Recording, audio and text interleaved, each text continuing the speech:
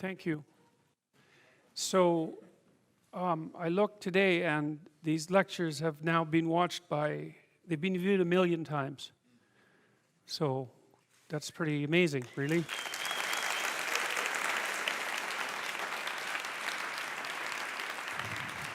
Or they've been glanced at 1 million times. That might, that's also possible.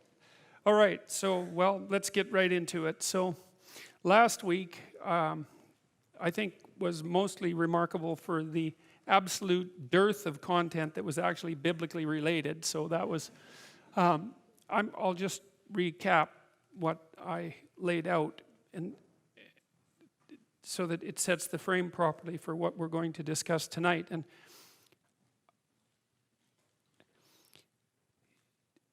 I presented you with an elaborated description of this diagram, essentially, which I spent quite a lot of time formulating, probably about 25 years ago, I guess, which kind of accounts for its graphic primitiveness, I suppose.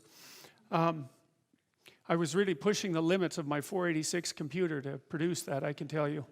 So, and it's a description, a representation of the archetypal circumstances of life. And the archetypal circumstances are the circumstances that are true under all conditions for all time. And so you can think about them as descriptively characteristic of the nature of human experience. That's not exactly the same as the nature of reality, but because you can divide reality into its subjective and objective elements, and there's utility in doing that, but these sorts of representations don't play that game. They consider human experience as constitutive of reality. And that's how we experience it, and so we'll just go with that. The idea basically is that we always exist inside a damaged structure. And that structure is partly biological, and it's partly sociocultural. It's partly what's been handed to us by our ancestors, both practically in terms of infrastructure, but also psychologically in terms of the active, learned content of our psyches. And so that would include, for example, our ability to utilize language and the words that we use and the phrases that we use and the mutual understanding that we develop as a consequence of interacting with each other. Archetypally speaking, that structure is always dead and corrupt. And the reason it's dead is because it was made by people who are dead. And the reason it's corrupt is because things fall apart of their own accord. And the fact that people don't aim properly, let's say, speeds along that process of degeneration. And so what that means, and I think this is something worth knowing. Maybe I'll try standing back here and see if that problem goes away. What that means is that young people always have a reason to be upset and cynical about the current state of affairs. And it's that way forever. And so it's useful, I think, to consider such considerations or such conceptualizations as the patriarchy in that light, because it's an archetypal truth that the social structure is corrupt and incomplete. And what that means is that it's something that you have to contend with every moment in some sense of your life. It's a permanent fact of existence. And to be upset that the structures, the social structures, or even the biological structures within which we live are incomplete and imperfect, to take that personally, that's the worst part of it. To take that personally is a misreading of the existential condition of humankind, because it's always the case that what you have been given and what you live in is degenerate and corrupt and in need of repair. And it's easier just to accept that, because there's also a positive element, and the positive element is, well, you've been granted something rather than nothing, and maybe you haven't been granted pure hell, because especially in a culture like ours where many things actually function quite well, So there's room for gratitude there, even if it's a broken machine. It's not one that's completely devastated, and it's not absolutely hell-bent at every second on your misery and destruction. And it easily could be, because many societies are like that. And so the fact that we happen to live in one that isn't corrupt beyond imagining is something to be eternally grateful for. Well, so we live inside a damaged structure, and we also bear responsibility for that damage because we don't do everything we can to constantly repair it. And you might say, well, that's actually one of the fundamental, people say, well, what's the meaning of life? What they really mean is, what's the positive meaning of life? Because as we've already discussed, the negative meanings of life are more or less self-evident. Well, the positive meaning of life is to be found in noting the state of lack of repair of the walled city that you inhabit, and then sallying forth to do something about that, to repair the breaches and to fix up the walls and to make the structure that you inhabit as secure and as productive as it possibly can be. And there's no shortage of opportunities to do that. You can do that in your own mind. You can do that in your own room. You can do that in your own household, in your local community. And maybe if you get good at doing it at all those levels, then you can start to look beyond that. And so there's challenges. That's the thing that's kind of interesting about this insufficient structure, is that it has a set of challenges built into it because of its insufficiency, and perhaps even because of its corrupt nature, that calls forth the potential response from you of heroic adventure. And the heroic adventure is to man the barricades and repair the city. And you can always do that. It doesn't matter what your personal circumstances are. There's always something that isn't right near you, isn't correct, isn't laid out properly, that you could just fix if you wanted to.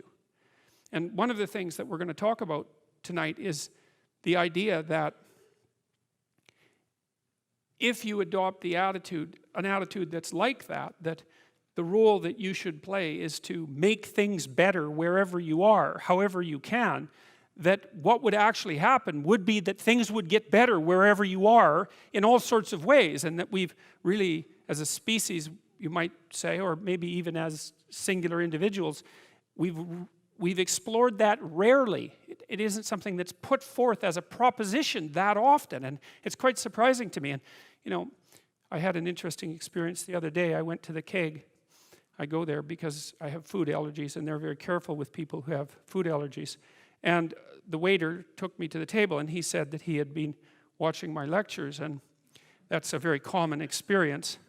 And he was happy about that, and he said that he'd had 2 promotions at the keg in the last 4 months because he'd been watching my lectures. And I really found that an affecting experience, because you might say, well, he's working as a waiter at the keg, and there's nothing particularly heroic about that. And I disagree with that, actually, because I don't care where you're located, you can do a hell of a job, and I mean that literally. At whatever job you have, you can take whatever job you have, and you can make it a real nice little piece of absolute misery. Or you can act like a civilized human being and notice that no matter where you are, there's a richness and a complexity that's completely inexhaustible right at hand. And then you can take that seriously, and you can say, well, I happen to be a waiter at the keg, and perhaps that's not what I expected, and he's a young guy, and perhaps that isn't where I want to end up, but it's not nothing. It's a rich environment, and I can make it a lot better if I want to. I can get along properly with my coworkers and not gossip behind their back, and I can treat my customers properly, and if an opportunity comes my way, I can take it, and I can see what happens. And so he said that's what he had started doing, and that things were working out much better for him. He was in a much better job than he was 3 months ago. And 3 months, that's nothing, right? I mean, that's a nice trajectory. It's an uphill trajectory, and that's what you want, really. An uphill trajectory is actually even better than being somewhere good, as far as I'm concerned, because one of the things that really makes your life meaningful is the clear realization that you're headed somewhere better than you are now. And then it's even better if you also understand that there's a direct causal relationship between the things that you're doing and the steepness of that incline. And so I get a lot of letters from people like that, and they're most frequently young men, although not always. And they say, well, I've been listening to these lectures, and I decided that I'm going to try to take responsibility for my life. And so I've started to stop doing all the stupid things that I know that are stupid, that I know I shouldn't be doing. And I've started doing some of the things that aren't stupid that I know I should be doing, which seems pretty obvious, really, if you think about it.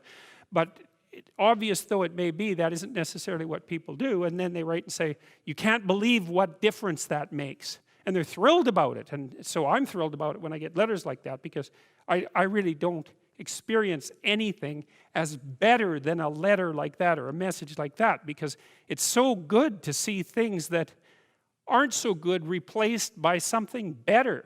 And I really do think it's an open question. I truly believe it's an open question to what degree we could make things better if that's what we actually aimed at doing.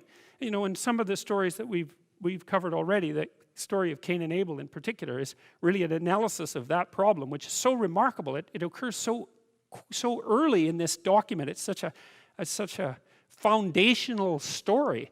And it basically says, well, there's two modes of being in the world, right? There's one where you adopt the responsibility for living properly, for being properly, and you make the sacrifices necessary for doing that, and then everything will flourish properly. And the other one is a pathway of resentment and bitterness and rejection and murder and genocide. And that just seems exactly right to me.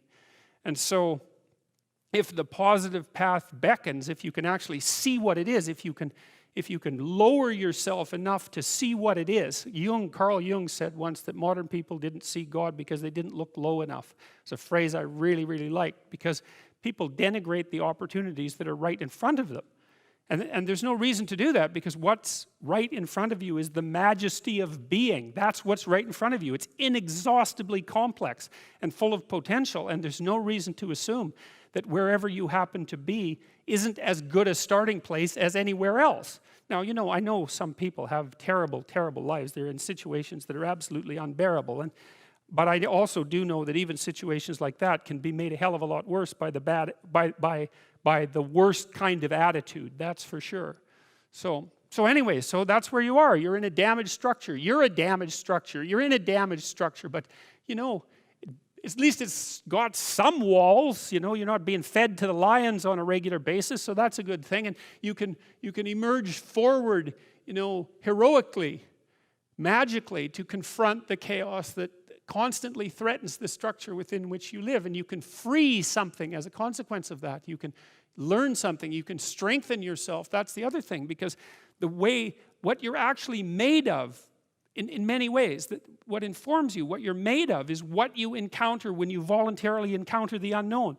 And so the more you voluntarily encounter the unknown, the more you get made of. And the more you get made of, the more there is to you. And then the more you're good at encountering the unknown and restructuring order and calling forth proper order out of the potential of being. And God, you got to think, why wouldn't you do that, since you can do that? And it's an endless mystery. You know, I think part of it is that people, well, it's also encapsulated to some degree in the story of Adam and Eve, because what happens to Adam is when he becomes self-conscious, right?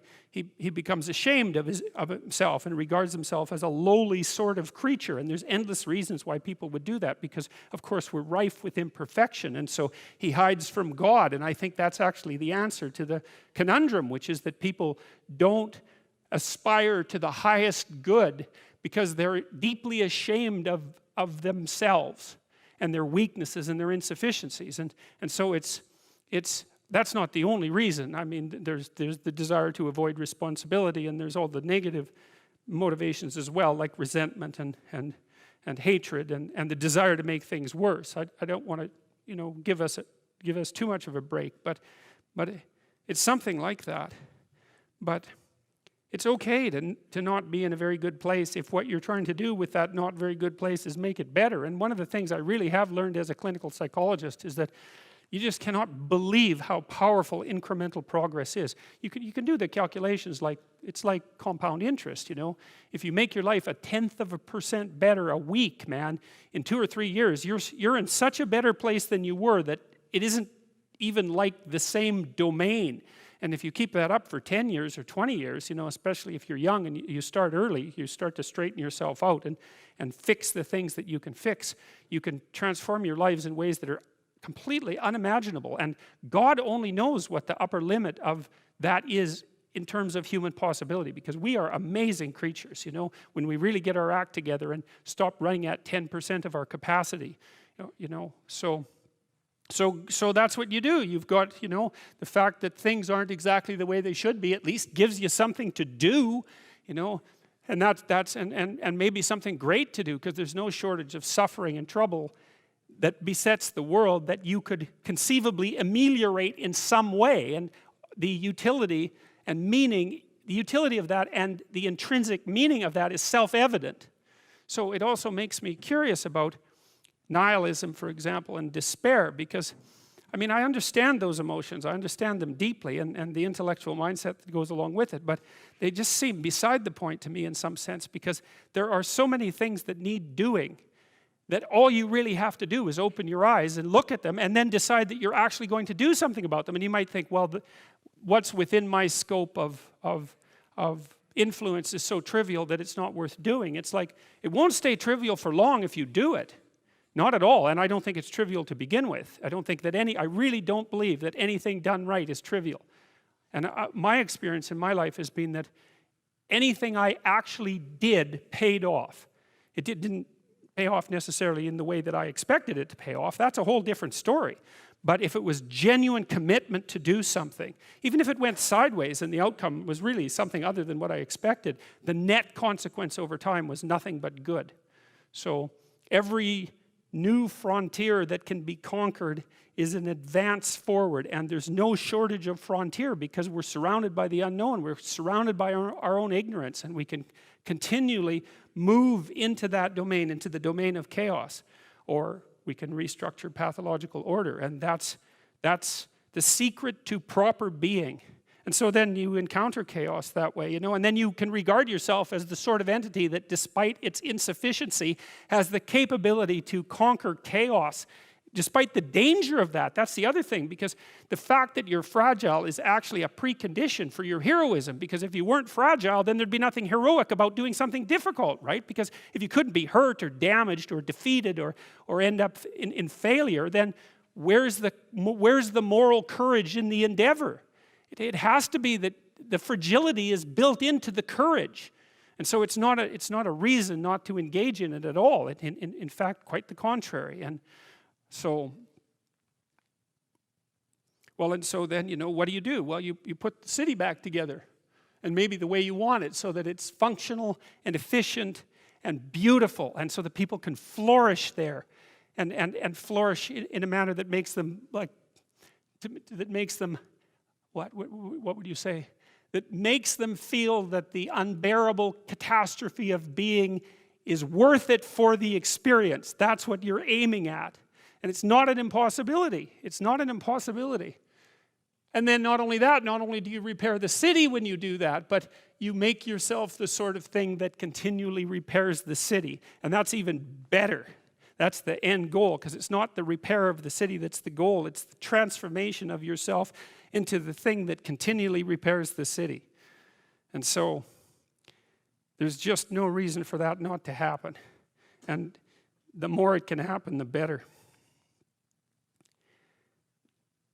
Well, there's an undercurrent to this story, and that is also the story of the flood. And that's the fact that, you know, the city can become corrupt because people don't engage in heroic endeavor, or perhaps because they engage in precisely the opposite of that, which is outright destructive behavior. And this is also something that's worth considering too, because if you consider your own manner of being,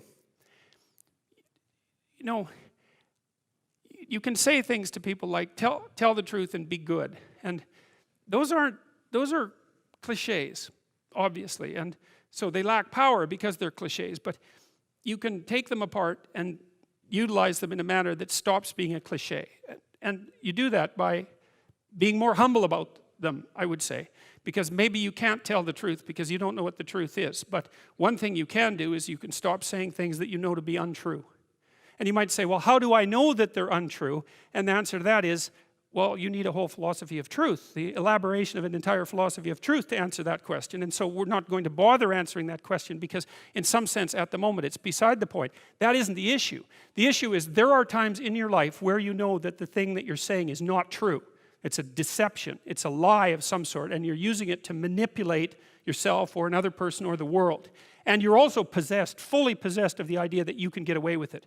And there's a satanic arrogance about that. In fact, that is the archetypal arrogance that's portrayed in the mythological character of Satan, because Satan is precisely the archetype of the element of the mind that believes that it can twist and bend the structure of reality without paying the price for that. And you can't imagine anything that's more arrogant than that, because really, do you really think that you can twist the structure of a reality and that that's going to work out for you without it snapping back? It's so obvious that that can't work, that everyone knows it. But anyways, back to the initial point, is that you know by the rules of the game that you yourself are playing, that some of the times you're violating the rules of the game that you're playing. And the first issue with regards to, say, stating the truth or behaving in a responsible manner would be merely stop cheating at whatever game it is that you've chosen to play. That's a good start, and that'll straighten out your life. It'll start to straighten out your life. And so, well, the flood, how does the flood tie into this? Well, you know, we live in a corrupt structure. We're corrupt as individuals. We live in a corrupt structure, and part of that corruption is just happenstance. It's the way things fall apart. But the other part of it is that not only are we not aiming up, we're actually aiming down.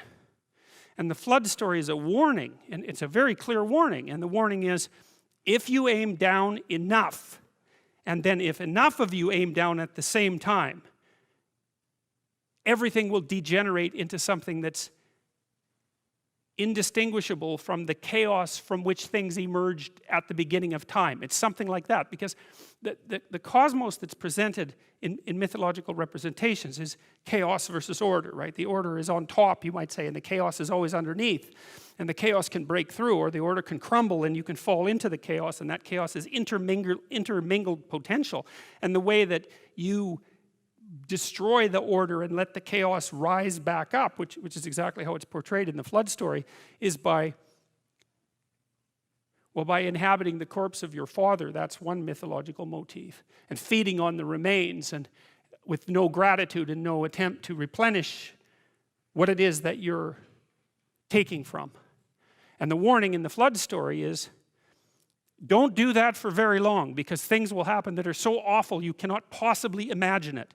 And that'll happen to you personally, and it'll happen to your family, and it'll happen to your community, and it's happened to people over and over throughout history. And it's quite interesting, you know, it's very soon after the story of Cain and Abel when you see evil enter the world in the story of Adam and Eve, along with self-consciousness. And evil there is the ability, that's the knowledge of good and evil, that's the ability to hurt other people self-consciously, to know what you're doing. And then, of course, instantly, Cain takes that to the absolute extreme, and he uses that capacity to destroy really what he loves best. He gets as close as a human being can to destroying the divine ideal, because, of course, his brother is Abel, and Abel is favored by God, and Cain destroys him, which Cain tells God at the end of that episode that his punishment is more than he can bear. And I think the reason for that is, where are you once you destroy your own ideal? What's left for you? There's nowhere to go. There's no up. And when there's no up, there's a lot of down. And, you know, there's an idea that was put forth very nicely in Milton's Paradise Lost, when he was describing, from a psychological perspective, essentially what hell is. And hell is, you're in hell to the degree that you're distant from the good. That might be a good way of thinking about it. And if you destroy your own ideal, which you do with jealousy and resentment and the desire to pull down people who you would like to be, let's say, then you end up in a situation that's indistinguishable from hell. And the way the biblical story unfolds is, well, it's Cain, and then it's the flood. And so Cain adopts this mode of being that's antithetical to being itself, at least to positive being itself. He does it voluntarily. He does it knowing full well what he's doing. And the net consequence of this, that as it ripples through the entire social structure, is that God stands back and says, this whole thing has got so bad, the only thing we can do is wipe it to the ground. And that is no joke. That's exactly how things work. And one of the things that's extraordinarily terrifying about that sequence of stories, and I believe this to be true, I think I realized this independently of any of the analysis that I was doing of mythological stories, because I looked at what happened in places like the Soviet Union and Maoist China and in Nazi Germany, and the most penetrating observers of those societies, the people who were most interested in how it was that those absolute catastrophes came about, all said the same thing. It was rooted in the degeneration of the individuals who made up the society. You know, you hear, well, people were following orders. It's like, no, that explanation doesn't hold water. Or that you'd be punished if you resisted. Well, there was some truth in that, but nowhere near as much as people might think, especially at the beginnings of the process. More it was that people decided, each and every one of them, to turn a blind eye to the catastrophes and to participate in the lies. And that warped the entire societies, and they went as, you know, they veered their way downward to something as closely approximating hell as you could hope to manage, especially in places like Nazi Germany and, well, in all three of those places, in Maoist China and in the Soviet Union. And so the thing that's so frightening about, one of the things that's so frightening about the stories in Genesis is they say something very clear, which is that your moral degeneration contributes in no small way to the degeneration of the entire cosmos. And you say, well, I would like my life to be meaningful. People say that. Really, would you? Really? You really would like your life to be meaningful? You think maybe people would trade a little nihilism to not have to face that particular realization, and I think people do that all the time. It's a terrible weight to realize, but we are networked together. That's the price of, or let's say that's the vulnerability that's associated with our intense capacity to communicate. And it is certainly possible that the ripples of our individual actions have consequences that are far beyond the limits of our immediate consciousness. And I also think people know that too. They know that in the way that people know things when they don't want to know them, which means they know them embodied, they can feel them, they can sense them, they have an emotional response to them, but there's no damn way they're going to let them become articulate because they don't want to know. And when you're feeling guilty and ashamed about the things you've done or not done, and I know that can get out of hand as well, it's often because there is a crooked little part of you that's aiming at the worst possible outcome. You know, one of the things Jung said about the shadow, you know, that Jung's famous idea that everyone has a dark side and that dark side needs to be incorporated and made conscious. Jung said that the shadow of the human being reaches all the way to hell. And he actually, that's the thing that's so interesting about reading Carl Jung, is he actually means what he says. It's not a metaphor. It's like the part of you that's twisted against being is aligned with the part of the cosmos, let's say, the conscious cosmos, that's aiming at making everything as terrible as it can possibly be. And, you know, it's a terrible shock to realize that. It's partly why people don't realize it. It's something that people keep at an arm's length. It's the same as recognizing yourself as a Nazi concentration camp guard, which is a very useful exercise because there's absolutely no reason why you couldn't have been or still could be one. So, and if you think otherwise, then all the more reason for assuming that you would be unable to resist the temptation if it was in fact offered to you. And if you don't think it's a temptation, then there's so much that you don't know about human beings that you're not even in the game. Because if it wasn't a temptation, then people bloody well wouldn't have done it. And plenty of people did it, and it's no wonder. So things get serious in Genesis very, very rapidly.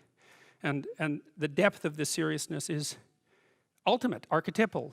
It gets as serious as it can get.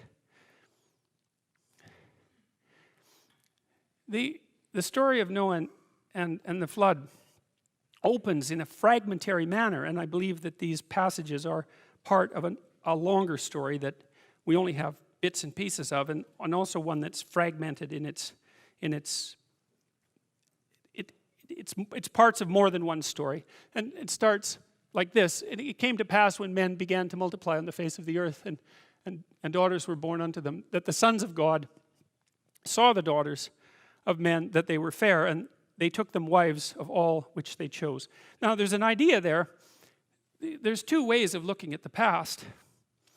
And you can kind of see that in the political landscape that we inhabit. Now, on the more conservative end of the spectrum, people regard the past as the land of giants, right? They were the heroes of the past who established the current conditions that we exist in. And then the people on the left are more concerned perhaps with the, what would you call it, with the lineage of corruption that's come down through the centuries. And both of those perspectives are accurate. You can say, well, there were the great heroes of the past who established our modes of being. You can think of them as composite beings if you want. That's fine. It's a perfectly reasonable way of thinking about it.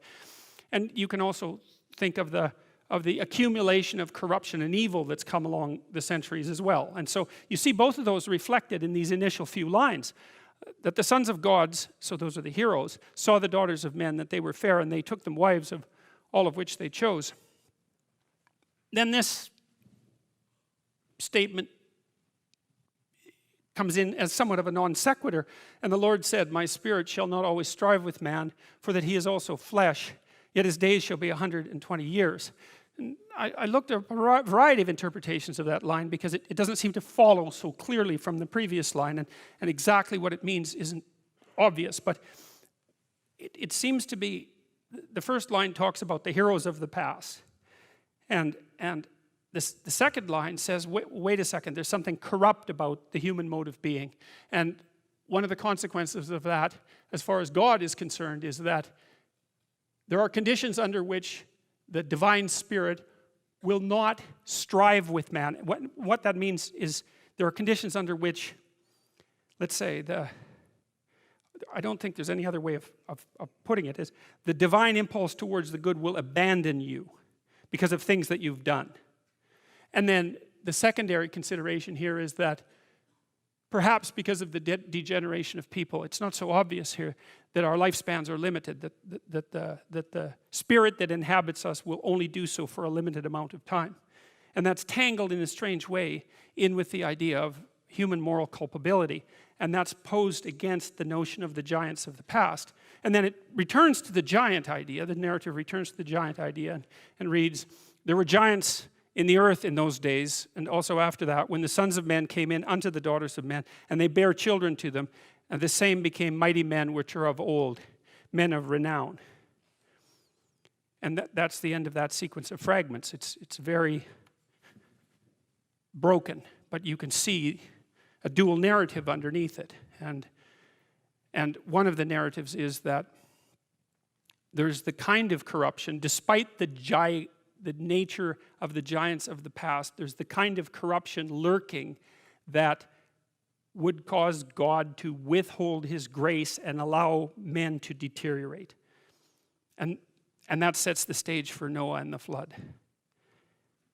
And God saw that the wickedness of man was great in the earth, and that every imagination of the thoughts of his heart was only evil continually.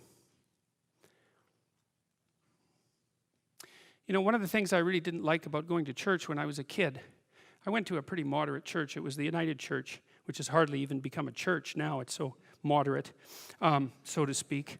One of the things I didn't like was the constant harping by the ministry on the sinful nature of human beings. Like, it didn't speak to me properly, partly because I really didn't understand what it meant, and partly because it seemed, well, sort of, what would you say? It was self-flagellating in an unattractive way. I don't know if there is an attractive way to be self-flagellating, but and there was something about it that was also rote and fake that I didn't like. But, you know, in later years I thought about that more, and I started to understand that there was some real utility in asking people to keep the evil that they're doing clear and conscious in the forefront of their imagination. I think I mentioned to you guys last week this little episode from what we know of Mesopotamian culture surrounding the emperor. The New Year's festival, they would take the emperor outside of the walled city and strip him of his garb so that he was reduced to just an ordinary man, and then humiliate him ritually, and then ask him how it was over the last year that he wasn't a spectacular embodiment of Marduk, and Marduk was the Mesopotamian deity who made order out of chaos, essentially. And the emperor was supposed to sit and think, okay, well, you know, I'm emperor and everything, I should be doing a good job, maybe I should even be doing a great job, and probably I'm coming up short in a bunch of ways, and that actually happens to be important since I'm running the entire show. I should be very, very cognizant of how I'm failing to live up to the ideal. And that is what that call, that constant clarion call that's degenerated, I would say, in institutional Christianity, that was actually the idea, was, look, there's a bunch of ways that you're not being everything you could be. And it is not supposed to be a whip to knock you down, although maybe it's a whip to knock down your pride, the pride that stops you from being aware of your insufficiencies. It's more like a call to the opposite. It's like, well, you should stop doing those things because you could be so much more than you are, and that would be so much better for you and everyone else that it's just not good that you continue doing these things, continue breaking your own rules, let's say. Because we could certainly, as I said, we could start this game by assuming that you should at least play the game that you're playing straight. And so, and it is the case that if you watch yourself, it's a terrifying thing to do, but if you watch yourself, you'll see you lie a lot. Like when I learned this to begin with, I was in my 20s, and I'm a smart person, and I was very proud of that, because I was also a small person. I was moved ahead 1 year in school, and I was a small person to begin with, and so I was a very small person in my classes, and also very mouthy, which might not come as much of a surprise, and somewhat provocative, and so, you know, and I got pushed around a fair bit, because everybody gets pushed around, and my weapon was to be mouthy, and it was a fairly effective weapon, although it tended to backfire, because, you know, if you're really effectively mouthy with large, obnoxious people, then they tend to respond in a relatively negative physical way. And so that sort of thing was happening to me a fair bit. But I was quite proud of the fact that I had some intellectual power. And that it was then in my 20s when I learned about some of the danger of that, because I started to read partly Milton's Paradise Lost, and I started to understand the danger of the intellect. And the danger of the intellect, as far as I can tell, is that it tends towards pride and arrogance. And it also tends to fall in love with its own productions. And so that's actually Lucifer. In Paradise Lost, that's Lucifer. Lucifer is the intellect that falls in love with its own productions and then assumes that there's nothing outside of what it thinks. That's the totalitarian mentality, right? It's like we have a total system and we know how everything works, and we're going to implement it, and that'll bring about heaven on earth, right? That's the totalitarian mindset, and that's associated with intellectual arrogance. And at the same time, another thing was happening to me. So I was noticing that. I started to understand what that meant. And I also started to understand that there was more to life than the intellect, much more.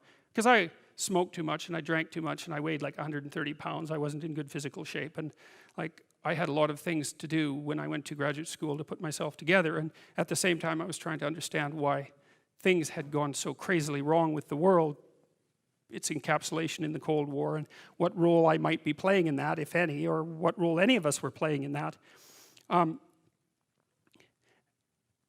At the same time, I was working at a prison, only a little bit. I worked with this crazy psychologist. He used to put jokes on his multiple choice tests.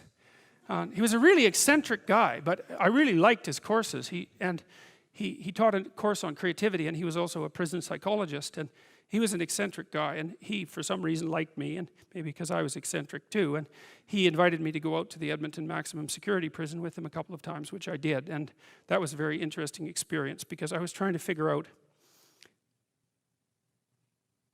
what role each individual's behavior bore to the pathology of the group. It was something like that. And I went out there, and I met a little guy, smaller than me. I was a little bigger by then. And he was a pretty innocuous guy. And what had happened was I was out in this gymnasium. It looks like a high school, a prison, which is really quite telling in my estimation. But And there were all these like monsters in there, weightlifting, and like they were monsters. I remember one guy who was tattooed everywhere, and he had like a huge scar running down the middle of his chest. It looked like someone had hit him with an axe, and and I was in there, and I had this weird cape that I used to wear that I bought in Portugal, and some boots that went along with it. And yeah, it was like an 1890s Sherlock Holmes cape, and it was really like it was from the 1890s because this little village was up on a hill. It was a walled city on a hill, and they sold these things, and I don't think they'd changed the style since 1890, and so I thought they were really cool, and so I was wearing that, which wasn't perhaps the most conservative garb to don if you're going to go to a maximum security prison. So anyways, I was in the gymnasium, and the psychologist left, and God only knows. I mean, that's what he was like, and all these guys came around me, and they were offering to trade their prison clothes for my cape, and it was it was like I was being made an offer I couldn't refuse, and so I didn't really know what to do. And then this little guy said something like that the psychologist sent me to come and take you away or something like that. And so I thought, well, better this little guy than all these monsters. So we went outside the gym through some doors, like school doors. We went outside the gym into the exercise yard, I guess, and we were wandering along, and he was talking to me, and he seemed like a kind of an innocuous guy. And then the psychologist showed up at the door and motioned us back, and so, which was kind of a relief. And so I went into his office, and he said, "You know that guy that you walked out in the yard with?" And I said, "Yeah." He said, he took 2 cops one night, and he had them kneel down, and while they were begging for their lives, he shot them both in the back of the head. And I thought,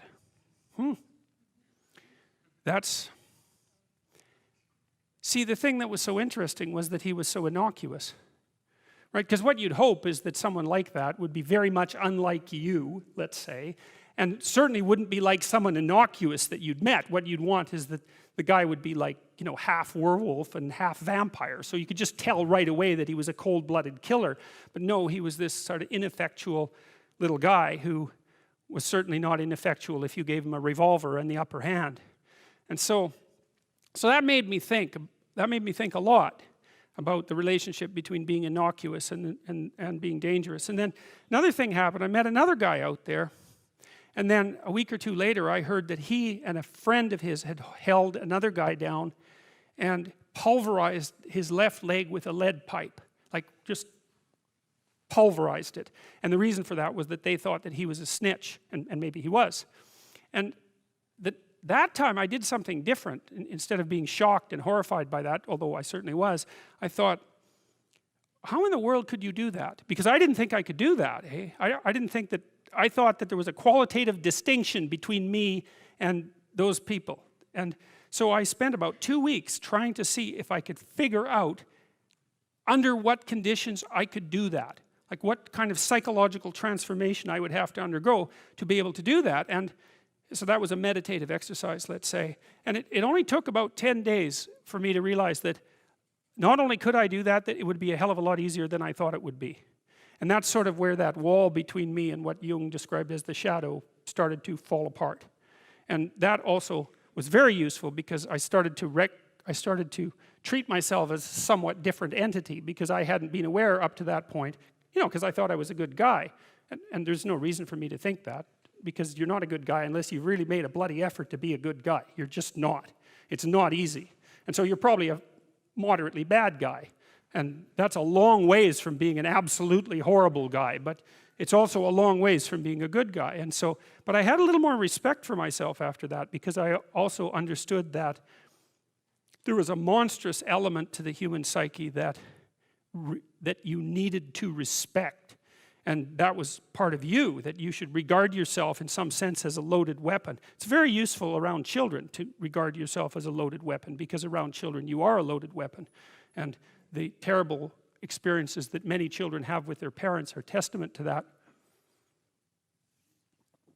Anyways, about the same time, and I don't exactly know how these things were causally related. I guess it was because I was trying to figure out who I was and how that could be fixed, something like that. I started to pay very careful attention to what I was saying. I don't know if that happened voluntarily or involuntarily, but I could feel a sort of split developing in my psyche. And the split, and I've actually had students tell me the same thing that has happened to them after they've listened to some of the material that I've been describing to all of you. But I split into two, let's say. And one part was let's say the old me that was talking a lot and that liked to argue and that liked ideas. And there was another part that was watching that part, like just with its eyes open and neutrally judging. And the part that was neutrally judging was watching the part that was talking and going, that isn't your idea. You don't really believe that. You don't really know what you're talking about. That isn't true. And I thought, that's really interesting. So now and that was happening to like 95% of what I was saying. And so then I didn't really know what to do. I thought, okay, this is strange. So maybe I've fragmented and that's just not a good thing at all. I mean, it wasn't like I was hearing voices or anything like that. I mean, it wasn't like that. It was well, people have multiple parts. So then I had this weird conundrum. It was like, well, which of these two things are me? Is it the part that's listening and saying, no, that's rubbish, that's a lie, you're doing that to impress people, you're just trying to win the argument, you know. Was that me, or was the part that was going about my normal verbal business me?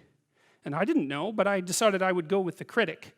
And then what I tried to do, what I learned to do, I think, was to stop saying things that made me weak. And now I mean, I'm still trying to do that because I'm always feeling when I talk whether or not the words that I'm saying are either making me align or making me come apart. And I think the alignment, I really do think the alignment I think alignment is the right way of conceptualizing it, because I think if you say things that are as true as you can say them, let's say, then they come out of the depths inside of you. Because we don't know where thoughts come from. We don't know how far down into your substructure the thoughts emerge. We don't know what processes of physiological alignment are necessary for you to speak from the core of your being. We don't understand any of that. We don't even conceptualize that, but I believe that you can feel that. And I learned some of that from reading Carl Rogers, by the way, who's a great clinician, because he talked about mental health in part as a coherence between the spiritual or the abstract and the physical, that the two things were aligned. And there's a lot of idea of alignment in psychoanalytic and clinical thinking. But anyways, I decided that I would start practicing not saying things that would make me weak. And what happened was that I had to stop saying almost everything that I was saying. I would say 95% of it. It's a hell of a shock to wake up and I mean, this was over a few months, but it's a hell of a shock to wake up and realize that you're mostly dead wood. It's a shock, you know, and you might think, well, do you really want all of that to burn off? It's like, well, there's nothing left but a little husk, 5% of you. It's like, well, if that 5% is solid, then maybe that's exactly what you want to have happen. Well, so I told you that story as an elaboration of this line. And God saw that the wickedness of man was great in the earth, and that every imagination of the thoughts of his heart was only evil continually. It's a question worth asking. Just exactly what are your motives? Well, you know, maybe they're purer than mine were, and it's certainly possible. I don't think that I'm naturally a particularly good person. I think I have to work at it very, very hard. And I don't necessarily think that everyone is like that. But some people are worse than that. And everyone's like that to some degree. So it's worth thinking about. Just how much trouble are you trying to cause? You know, and the other thing you might think about is that if you're not doing something important with your life, by your own definition, because that's the game that we're playing, you get to define the terms, at least initially, maybe you're prone to cause trouble just because you don't have anything better to do. Because at least trouble is more interesting than boring. You know, that's something you learn if you read Dostoevsky. Dostoevsky knew that extraordinarily well. And so if you're not doing something, if you're not pushing yourself to the limits of your capacity, then you have plenty of leftover, what would you say, willpower, energy, and resources to devote to causing interesting trouble. And so, well, so I would say this is also an archetypal scenario.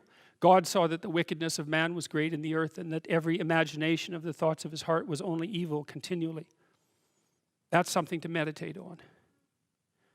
And it's not self-destructive, because what it is an attempt to, it's like the diagnosis of an illness. It's like if that does happen to be the case for you, or to some degree, maybe it's only 10% of you or something, or maybe it's 90%, well then coming to terms with that is excellent, because then maybe you can stop doing it. And what would be the downside to that?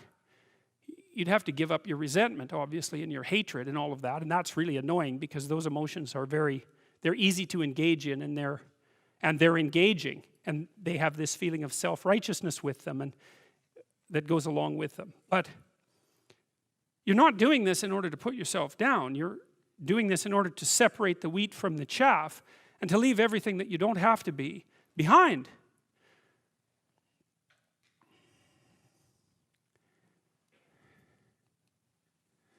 And it repented the Lord that he had made man on the earth, and it grieved him at his heart. And the Lord said, I will destroy man, whom I have created from the face of the earth, both man and beast, and the creeping thing, and the fowls of the air, for it repenteth me that I have made them. What's the idea?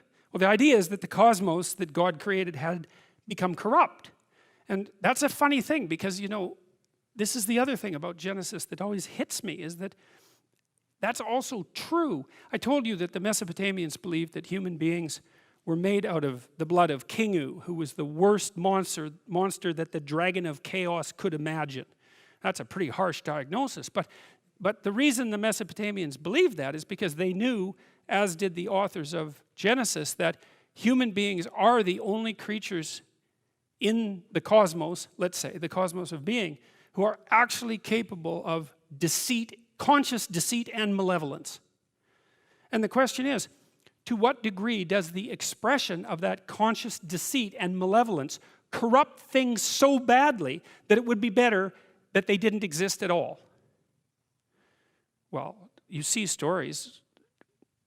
There's a story associated with this in the Epic of Gilgamesh, associated with the flood, that has exactly the same underlying narrative structure. In fact, some people think the story of Noah was derived from it, where the gods who created repented of their creation and determined that erasing it would be better than allowing it to propagate. And you see the same thing in the Mesopotamian creation myth, the Enuma Elish, because the early gods, so they're representatives of the giants of humanity, I would say, make so much noise and are so careless that the original creator god, Tiamat, and her consort, Tiamat, decides to wipe them from the face of the earth. And so, when you read something like this, if you read it from an informed historical perspective, it starts to have a depth that makes it transcend this sort of archaic and fairy tale-like element of the story. It's like, I've read some very terrible things about what happened in Nazi Germany and what happened when the Japanese invaded China, and just what happened generally in the history of mankind. And things can get so bad that it takes the imagination of a very bad person to conceptualize them. And when they get that bad, this is the only kind of language that works to describe them. You know, that's another thing that I've discovered working with my clinical clients, is that when their lives are really not going well, you know, when they're close to suicide, or when they're close to homicide, or when there are things going on in the family that are so corrupt and terrible that they reach back generations and they're aimed at nothing but misery and destruction, the only language that suffices has a religious tone. Because there's nothing else that's available to describe what's happening with the proper level of seriousness. And it might be that you've never encountered a situation that required that level of seriousness, but that doesn't mean that those situations don't exist. They exist. You generally do everything you can to avoid being ensconced in them, but they certainly do exist, and the probability that you'll encounter a situation like that or two at some point in your life is extraordinarily high. You'll tangle with someone who's malevolent right to the core, and maybe it'll be you that is, and that'll be a big shock. And then these sorts of things, these sorts of poetic descriptors start to become much more real. But Noah found grace in the eyes of the Lord. These are the generations of Noah. Noah was a just man and perfect in his generations, and Noah walked with God.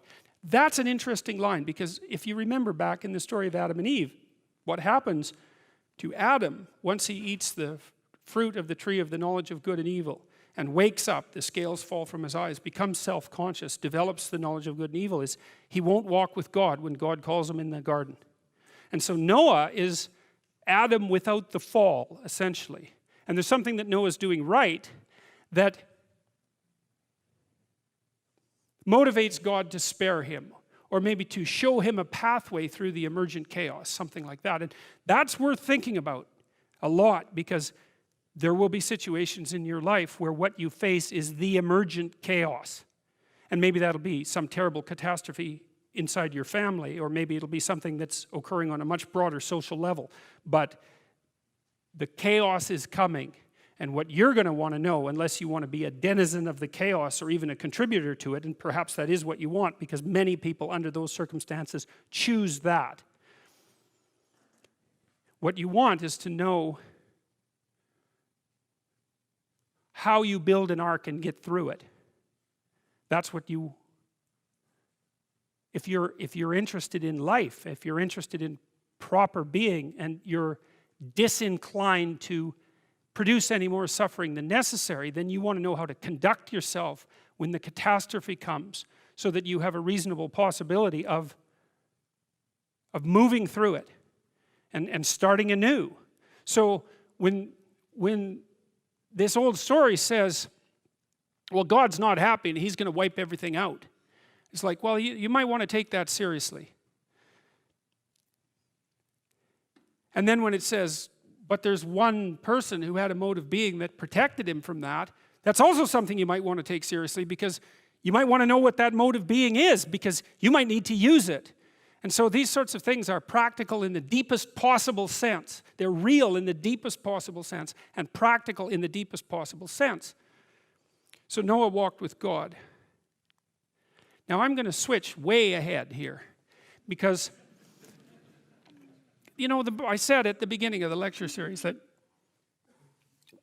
the Bible is a hyperlinked text, and everything refers to everything else. And so there's utility in reading it in linear order, but it's not a linear document. It's a document that you can move through in an infinite number of, there's an infinite number of pathways that you can use to walk through it. And all of the document expands upon and refers to all of the rest of the document. And so I'm going to switch to the Sermon on the Mount, which I think is probably the key document in the New Testament. And I'm going to switch to it because I think it's the closest thing we have to a fully articulated description of what it would mean to walk with God so that you're in the ark when the flood comes. It's the most fully articulated realization of that idea that leaps out of the metaphorical. Because if I say, well, you should conduct yourself like Noah and walk with God and build an ark, obviously those are poetic and metaphorical suggestions, and it's not that easy to bring them into practice, right? It's the distance, there's a big distance between you and the archetype. It isn't obvious how to manifest it in your own life, and what has to happen is the archetype has to be differentiated and articulated so that it becomes sufficiently practical and personal so that you can actually implement it. So I'm going to take apart some of the Sermon on the Mount. It starts in Matthew 5, and I'm not going to talk about Matthew 5. I'm going to talk about the end of Matthew 6 and most of Matthew 7. Consider the lilies of the field, how they grow. They toil not, neither do they spin. And yet I say unto you, that even Solomon in all his glory was not arrayed like one of these. Wherefore, if God so clothe the grass of the field, which today is, and tomorrow is cast into the oven, shall he not much more clothe you, O ye of little faith? Therefore take no thought, saying, what shall we eat, or what shall we drink, or wherewithal shall we be clothed? Well, those are famous lines, and that's sort of Christ the hippie, right? It's like, hey, let it all hang out. That's an old phrase. Do your thing, and everything will come to you. And these lines have been interpreted in that manner many times, but that's seriously not the proper interpretation, because there's a kicker with this injunction, and the kicker is this: For your heavenly Father knows that you have need of all these things. But seek ye first the kingdom of God and his righteousness, and all these things shall be added unto you. That's a lot different than the hippie thing, right? Because there's a very, very, very interesting idea here. It's certainly one of the most profound ideas that I've ever encountered. And the idea is this, is that if you configure your life so that what you are genuinely doing is aiming at the highest possible good, then the things that you need to survive and to thrive on a day-to-day basis will deliver themselves to you. That's a hypothesis, and it's not some simple hypothesis, right? Because what it basically says is, if you dare to do the most difficult thing that you can conceptualize, your life will work out better than it will if you do anything else. Well, how are you going to find out if that's true? Well, it's a Kierkegaardian leap of faith. There's no way you're going to find out whether or not that's true unless you do it. So no one can tell you either, just because it works for someone else. I mean, that's interesting and all that, but it's no proof that it'll work for you. You have to be all in this game. And so the idea is, seek ye first the kingdom of God and his righteousness. It's like, that's actually a fairly important caution when you're talking about not having to pay attention to what you're going to eat or what you're going to wear. It's like, what it's essentially saying is that those problems are trivial in comparison.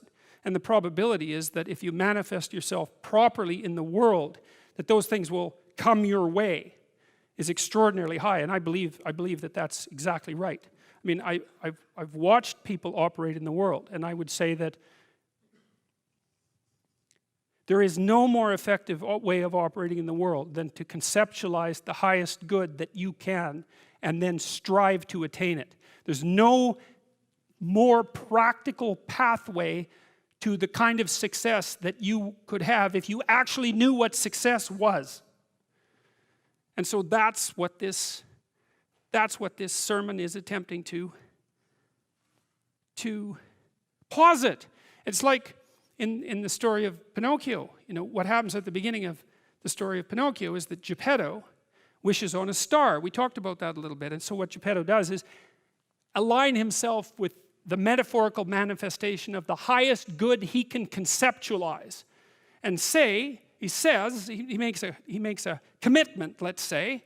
He aims at the star, and for him the star is the possibility that he can take his creation, a puppet, right, whose strings are being pulled by unseen forces, and have it transform into something that's autonomous and real. Well, that's a hell of an ambition.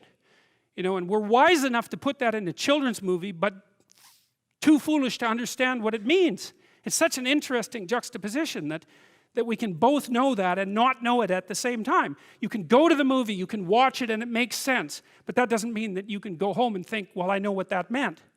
Well, people are complicated, right? We exist at different levels, and all the levels don't communicate with one another. But the movie is a hypothesis, and the hypothesis is there's no better pathway to self-realization and the ennoblement of being than to posit the highest good that you can conceive of and commit yourself to it. And then you might also ask yourself, and this is definitely worth asking, is do you really have anything better to do? And if you don't, well, why would you do anything else? Therefore, take no thought for the morrow shall take thought for the things of itself. Sufficient unto the day is the evil thereof. I spent a long time trying to figure out what that meant too, because it's another one of those lines that can easily be read as pro-grasshopper and anti-ant. You know, you remember the old fable of the grasshopper and the ant? Maybe not. I'm not going to tell it, but the ant works and the grasshopper fiddles, and the ant has a pretty good time in the winter and the grasshopper dies. And so this is like a pro-grasshopper line, but it's not, because it says something else. It says that if you orient yourself properly and then pay attention to what you do every day, that works. And I actually think that that's in accordance with what we have come to understand about human perception, because what happens is that the world shifts itself around your aim, because you're a creature that has an aim. You have to have an aim in order to do something. You're an aiming creature. You look at a point and you move towards it. It's built right into you. And so you have an aim. Well, let's say your aim is the highest possible aim. Well then, so that sets up the world around you. It organizes all of your perceptions. It organizes what you see and you don't see. It organizes your emotions and your motivations. So you organize yourself around that aim, and then what happens is the day manifests itself as a set of challenges and problems, and if you solve them properly, then you stay on the pathway towards that aim. And you can concentrate on the day. And so that way you get to have your cake and eat it too, because you can point into the distance, the far distance, and you can live in the day. And it seems to me that that makes every moment of the day supercharged with meaning. That's how, because if everything that you're doing every day is related to the highest possible aim that you can conceptualize, well, that's the very definition of the meaning that would sustain you in your life. Well, and then the issue is, well, back to Noah. Well, all hell's about to break loose and chaos is coming. It's like when that's happening in your life, you might want to be doing something that you regard as truly worthwhile. Because that's what will keep you afloat when everything is flooded. And you don't want to wait until the flood comes to start doing that, because if your ark's half built and you don't know how to captain it, the probability is very high that you'll drown.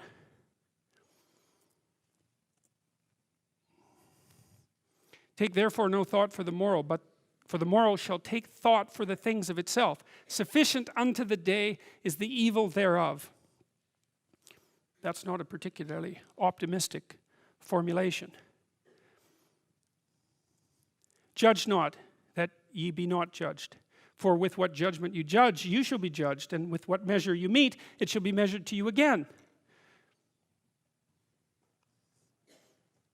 It's a sensible description. I wouldn't call it a piece of advice, because I don't think that any of this is advice. It's a description of the structure of reality. That's not the same as advice. And it basically says that you'll be held accountable by the rules of the game that you choose to play. And that, I also think, is perfectly in keeping with what we understand about human psychology. Because you have to play a game that other people will allow you to play, and that will cooperate with you while you're playing, and that will compete with you while you're playing it. But you have a fair bit of flexibility in setting up the parameters of the game, but you don't have any choice about whether or not you're going to be in a game. You're in a game, and you're going to be held accountable by the rules of the game, because that's how the game works. And so you might want to pick a game by whose rules you would be willing to be held accountable. And why beholdest thou the mote that is in thy brother's eye, but considerest not the beam that is in thine own eye? Or how will you say to thy brother, let me pull out the mote out of thine eye, and behold, a beam is in thine own eye? Well, you might be wondering what a beam is, and a mote is a dust speck, and a beam is a very large piece of lumber.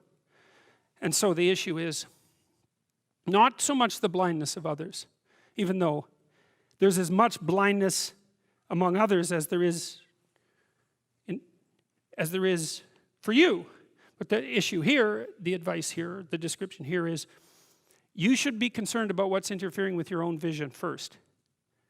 And you should leave other people the hell alone in relationship to that.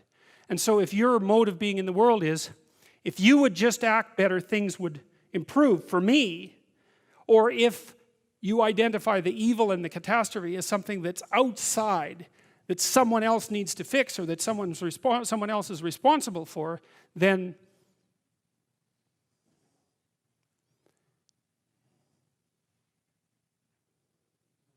you're not going to fix that.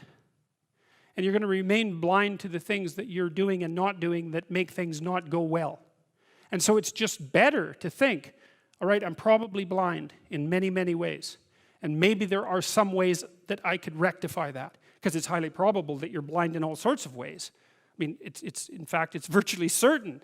And so it's just more useful to think, how is it that I'm wrong in this situation? I'll tell you something that I learned to do when I was arguing with my wife, which happened quite frequently, because when you actually communicate with people, you find out that there's many things that you don't agree on.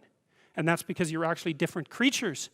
And so if you're actually going to have a truthful conversation, then you're going to find out that You don't see things the same way, and then you can either pretend that that's not the case and gloss over it and then end up in a 30-year silent war, or you can have the damn fight when you need to have it and see if you can straighten it out. So now and then we'd get in a situation where we were at loggerheads, we couldn't move.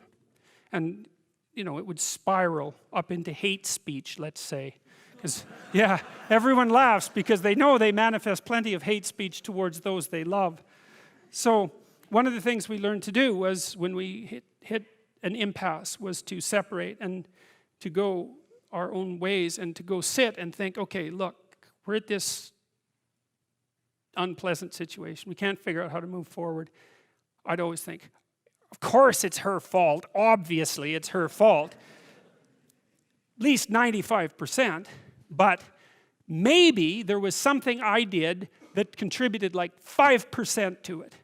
And so I would sit and think and ask myself a question, which was, is there anything I did in the last 6 months that increased the probability that this impasse would manifest itself? And I'll tell you, you have no idea how fast your mind will generate an answer to a question like that. Because there's undoubtedly some idiotic thing that you did, that you know, that you remember, that increased the probability that you're going to have your hands around the throat of the person that you love. And then you can go tell them that. And then you can have a conversation, especially if they do the same thing. Say, look, you know, here's how I'm an idiot in this situation. And the other person says, well, yeah, here's how I'm an idiot. And then you're two idiots, and then maybe you can have a conversation. So, thou hypocrite, first cast out the beam out of thine own eye, and then shalt thou see clearly to cast out the mote of thy brother's eye. That's, hey, hard to argue with that. Ask, and it shall be given you. Seek, and ye shall find. Knock, and it shall be opened unto you. For everyone that asketh receiveth, and he that seeketh findeth, and to him that knocketh it shall be opened. That sounded pretty optimistic again. But again, I think it's a description of the structure of existential reality, and by which I mean, when I'm in my clinical practice and I observe, and this is also the case with my students, is, let's say, people's lives aren't what they would like them to be. And so then you ask, why? Well, forget about tragedy and catastrophe, because that's self-evident, and we're not going to discuss that. Although the degree to which you bring about your own tragedy is always indeterminate. But I would never say that every terrible thing that is visited on a person is something they deserved. I think that that's a very dangerous presupposition, especially because everyone gets sick and everyone dies.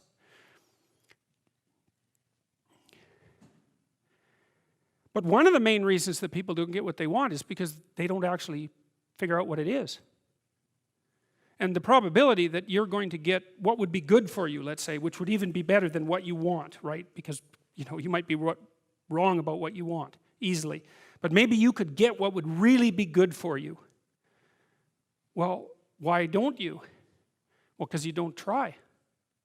You don't think, okay, here's what I would like if I could have it. And I don't mean in a way that you manipulate the world to force it to deliver you goods for status or something like that. That isn't what I mean.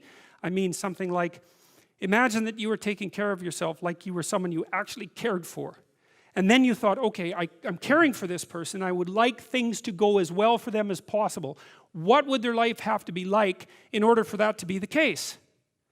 Well, people don't do that. They don't sit down and think, all right, you know, let's figure it out. You've got a life. It's hard, obviously. It's like 3 years from now, you can have what you need. You've got to be careful about it. You can't have everything. You can have what would be good for you, but you have to figure out what it is, and then you have to aim at it. Well, my experience with people has been is, if they figure out what it is that would be good for them, and then they aim at it, then they get it. And it's strange because they don't it's a strange thing. It's not quite that simple because, you know, you may formulate an idea about what would be good for you, and then you take 10 steps towards that, and you find out that your formulation was a bit off, and so you have to reformulate your goal. You know, so you're kind of going like this as you move towards the goal. But a huge part of the reason that people fail is because they don't ever set up the criteria for success. And so, since success is a very narrow line and very unlikely, the probability that you're going to stumble on it randomly is 0. And so there's a proposition here, and the proposition is, if you actually want something, you can have it. Now the question then would be, well, what do you mean by actually want? And the answer is that you reorient your life in every possible way to make the probability that that will occur as certain as possible. And that's a sacrificial idea, right? It's like, you don't get everything. Obviously. But maybe you can have what you need. And maybe all you have to do to get it is ask. But the asking isn't a whim or today's wish. It's like, you have to be deadly serious about it. You have to think, okay, like I'm taking stock of myself.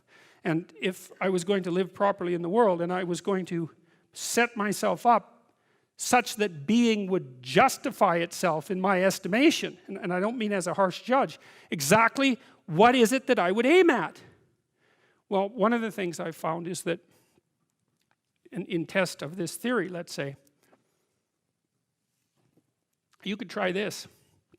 This is a form of prayer, knocking. Sit on your bed one day and ask yourself, what remarkably stupid things am I doing on a regular basis to absolutely screw up my life? And if you actually ask that question, but you have to want to know the answer, right? Because that's actually what asking the question means. It doesn't mean just mouthing the words. It means you have to decide that you want to know. You'll figure that's out so fast it'll make your hair curl. It's as if Jung thought about this. He thought that people had two poles of consciousness, and one was the individual consciousness that we each identify with, and the other was something he called the self, and the self is you might think about it as the divine within. That's close enough approximation. It's the universal part of your consciousness. It's your conscience. That's another way of thinking about it, whatever your conscience is. But it's something that you can consult. It's like the Socratic daemon. Socrates said that the thing that made him different than everyone else in Greece was that he consulted his daemon, his genius. He asked himself how it was that he should conduct himself in the world, and then he did that, whatever it was. He didn't try to force a solution, He didn't try to force a solution selfishly. He asked, I'm going to manifest myself in the best possible manner in the world. I would like to do that. What would that be? Well, you're perfectly capable of thinking. God only knows how. You're perfectly capable of immense feats of imagination and dream and fantasy. It's God only knows how you do all of that. What would happen if you consulted yourself about the best possible outcome for you? You might get an answer. Well, that's what this proposition is.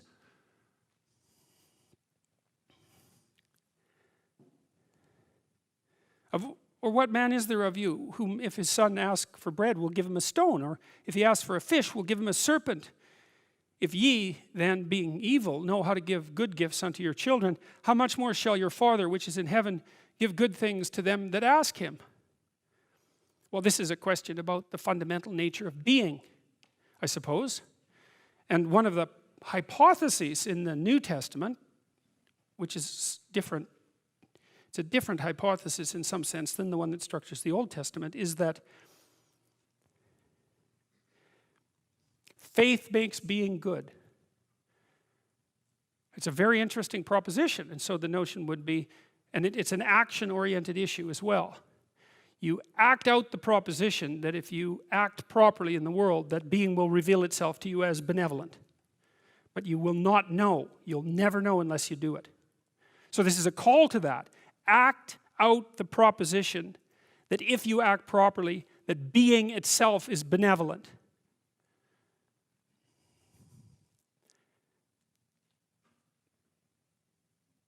There's no reason to assume the contrary. I mean, to assume the contrary would be to be as cynical and bitter as possible, and it's not like we don't have reason for that. It's not like I don't understand why that happens to people. Therefore, all things whatsoever ye would that men should do to you, do you even so to them, for this is the law and the prophets. And that's a reciprocity issue, right? It's like, well, imagine what would be, this is another thing I learned from Jung, because Jung reversed this, because this is often read, it's the golden rule. it's often read as be nice to other people. It's like that is not what this rule means. It doesn't mean that even a little bit. It means something like, and we'll reverse it so that we'll concentrate on you rather than the other person to begin with. It means something like, conceptualize how things could be great if they were great for you, if you were taking care of yourself, and then work to make that the case for everyone else. You know, you see that in Buddhism because Buddha reached nirvana, right? That's the theory. And then he was tempted with the offer to stay there. And he rejected that offer and came back to the profane world because he felt that the attainment of nirvana was insufficient unless everyone attained it simultaneously. And so it's something like that. But it's treat yourself properly. That's a hard thing to do because you're a fallen, shameful, cowardly, deceitful, malevolent, mortal creature. And so it's not easy, and you know it, and it's not easy to treat something like that properly. And it isn't obvious that people treat themselves better than they treat other people. I don't think that's obvious at all. But maybe you could start with yourself and think, okay, I'm going to take care of myself as if I have value. What would that look like? And then I'm going to work to extend that courtesy to everyone else. And that's, well, the hypothesis here is that if you take all of the moral wisdom that mankind has generated over its millennia of struggle, evolved and then manifested metaphor and story, and then codified into law, articulated law, and you pick one principle that dominated all of that, this would be the principle. And it's interesting too because it's the law and the prophets. And the law is the rules, but the prophets are the process by which the rules are being updated, right? And so the prophets are superordinate in some sense to the law. And the proposition that's set forth in this particular statement is that this maxim, which is optimize your own mode of being and then work to do the same for everyone around you, is not only the thing that's at the core of the law, but it's at the core of the process that generates and updates the law. It's a hell of a thing for someone to say. Enter ye in at the narrow gate, because that's what straight means. Enter ye in at the straight gate, for wide is the gate and broad is the way that leadeth to destruction. Well, who in the world could possibly argue with that?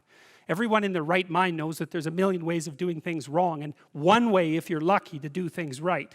And so the notion that it's a very, very narrow pathway that you tread upon if you're doing things right, that's wisdom.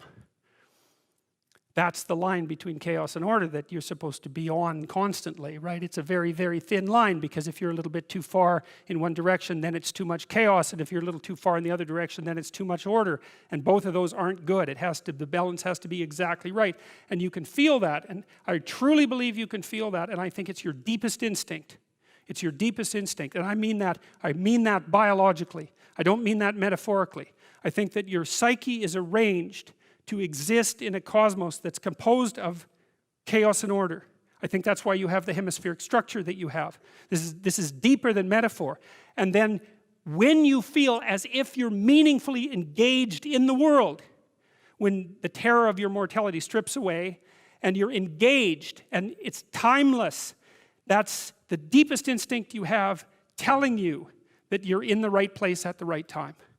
And then what you do is practice being there. Practice being there. And that's that narrow spot that's so difficult to find. You wander around it. Maybe if you're lucky, you can watch. You can watch. This is an experiment. Watch yourself for 2 weeks. Like you don't know who you are, because you don't. So watch yourself for 2 weeks. And notice there's going to be times when things are proper. They're arrayed properly for you. It's not easy to notice because when they're arrayed like that, you're so engaged, you don't exactly notice, you know. But you'll see, oh, I'm in the right place. It's like, okay, how'd I get here? What am I doing right? You know, how is it that this could happen more often? I'd like this to happen more often. How would I have to conduct myself in order for that to happen more often? And then you practice that, and then maybe instead of 10 minutes a month or 10 minutes a week, it's like 15 minutes a day, and then it's half an hour a day, and then it's an hour a day, and then it's 4 hours a day. And maybe if you're extraordinarily careful, then you get to a point where you're like that a good proportion of the time. Because straight is the gate and narrow is the way which leadeth unto life, and few there be that find it.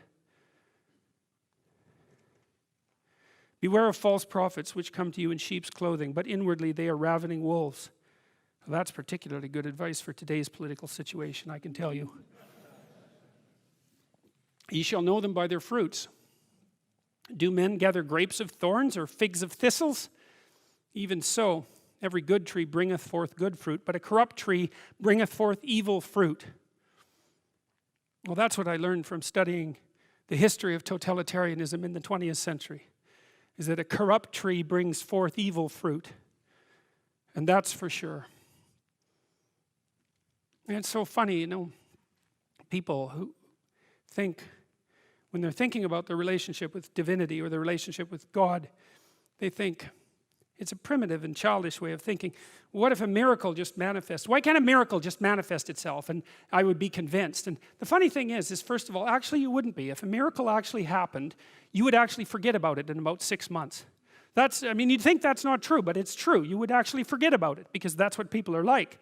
But there are negative miracles that are happening all the time, which actually lend some credence to my supposition, and we don't pay any attention to that. If we can't learn from what happened in the 20th century, then we are absolutely incapable of learning. Because what happened in the 20th century was as bitter a set of lessons as you could possibly imagine. And it's associated precisely with this. A corrupt tree bringeth forth evil fruit. A good tree cannot bring forth evil fruit. Neither can a corrupt tree bring forth good fruit. Every tree that bringeth not forth good fruit is hewn down and cast into the fire. Well, that's a flood motif right there. It's like we're constantly, the archetype of the tree, that's the archetype of being, it's the archetype of the self often. What's the warning here? It's that if you're mostly dead wood, you're going to burn up. And you can think about that metaphysically. You can project that into eternity, and you can think about that as a form of hell. And the funny thing is that when that's happening to you in real time, it is like an eternity in hell.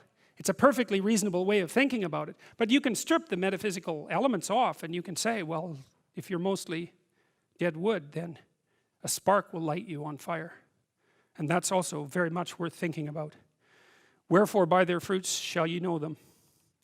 Not everyone that saith unto me, Lord, shall enter the kingdom of heaven, but he that doeth the will of my Father, which is in heaven. That's an interesting line, I think. I mean, one of the proper critiques of traditional Christianity, maybe this is the sort of critique that Nietzsche put forth, was that Christianity had degenerated in its moral mission. Jung was a little bit more sympathetic, and I'll tell you why in a minute, but Nietzsche's idea was that Christianity had lost its way when it generated the presupposition that humanity was saved in some final sense by the sacrifice of Christ. It meant that the work was already done, and I'm being harsh in my judgment for the purpose of rhetorical simplification, but the idea was that if you just professed faith that had already occurred, then you were granted eternal salvation. It's like, well, it's not so straightforward, and I think that that's what this line actually represents. It says, how do you enter into the kingdom of heaven?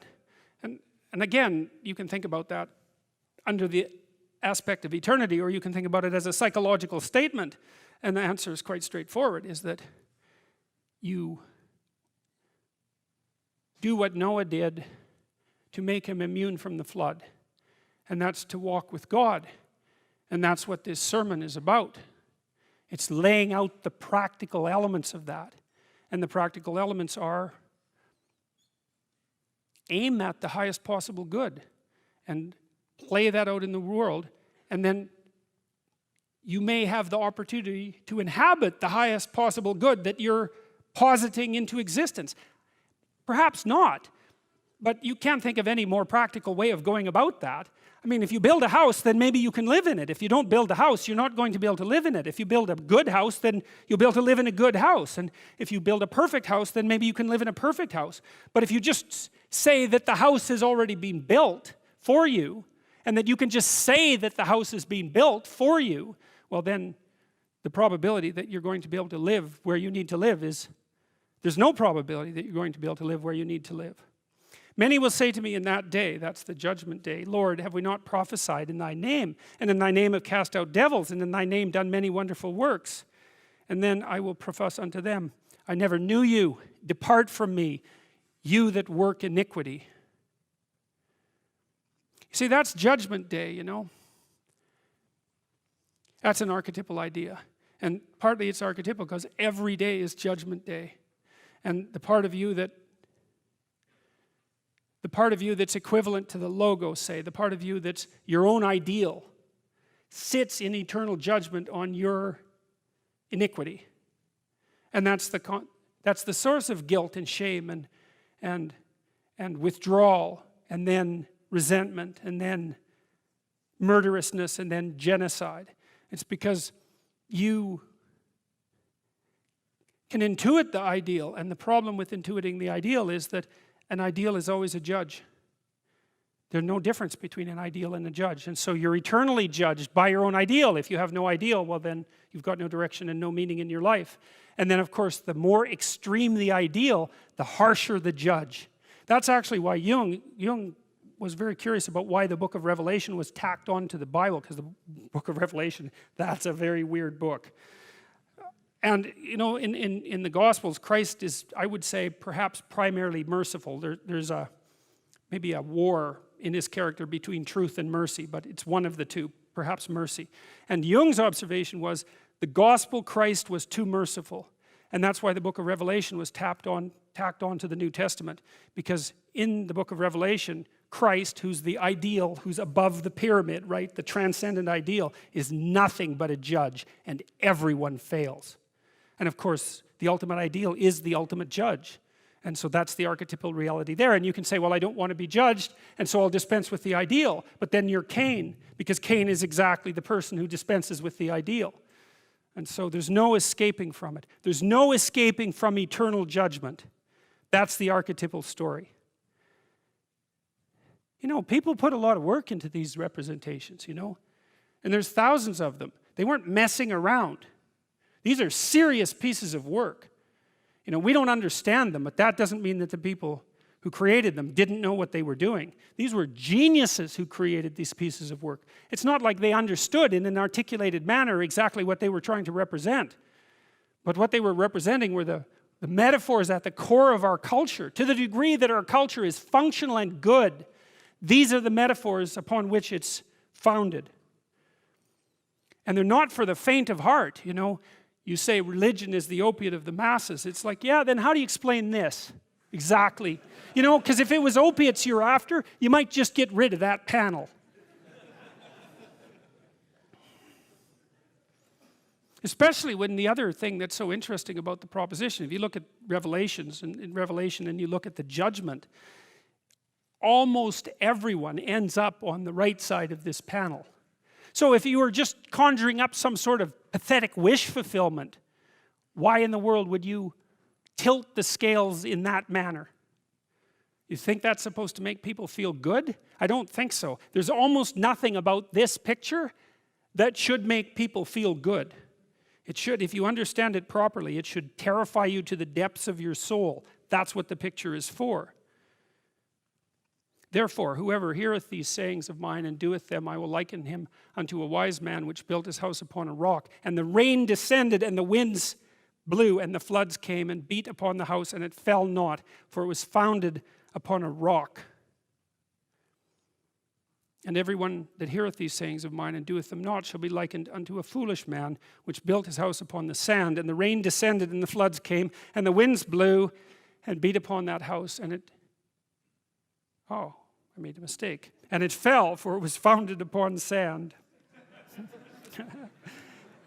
And it came to pass. This is a very interesting line. I really, you know, now and then you run across lines in this particularly happens in biblical settings. You run across lines that you cannot believe actually exist. You cannot imagine how someone could have imagined up and conjured up the line. And these two lines are like that as far as I'm concerned.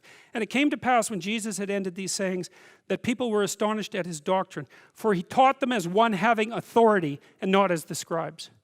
And that's something so interesting, you know, because that was another thing that really I didn't really appreciate about the churches that I attended to, and that would be that the lessons were taught by scribes, and the words were mouthed, but there was no power in them. There was no meaning in them. It was as if, well, it was like when I was 20 years old and I was saying all these things I didn't mean. You know, they were words that sounded good. They were like gilded cloth, I suppose, that you can wrap around yourself, but there's no substance to them.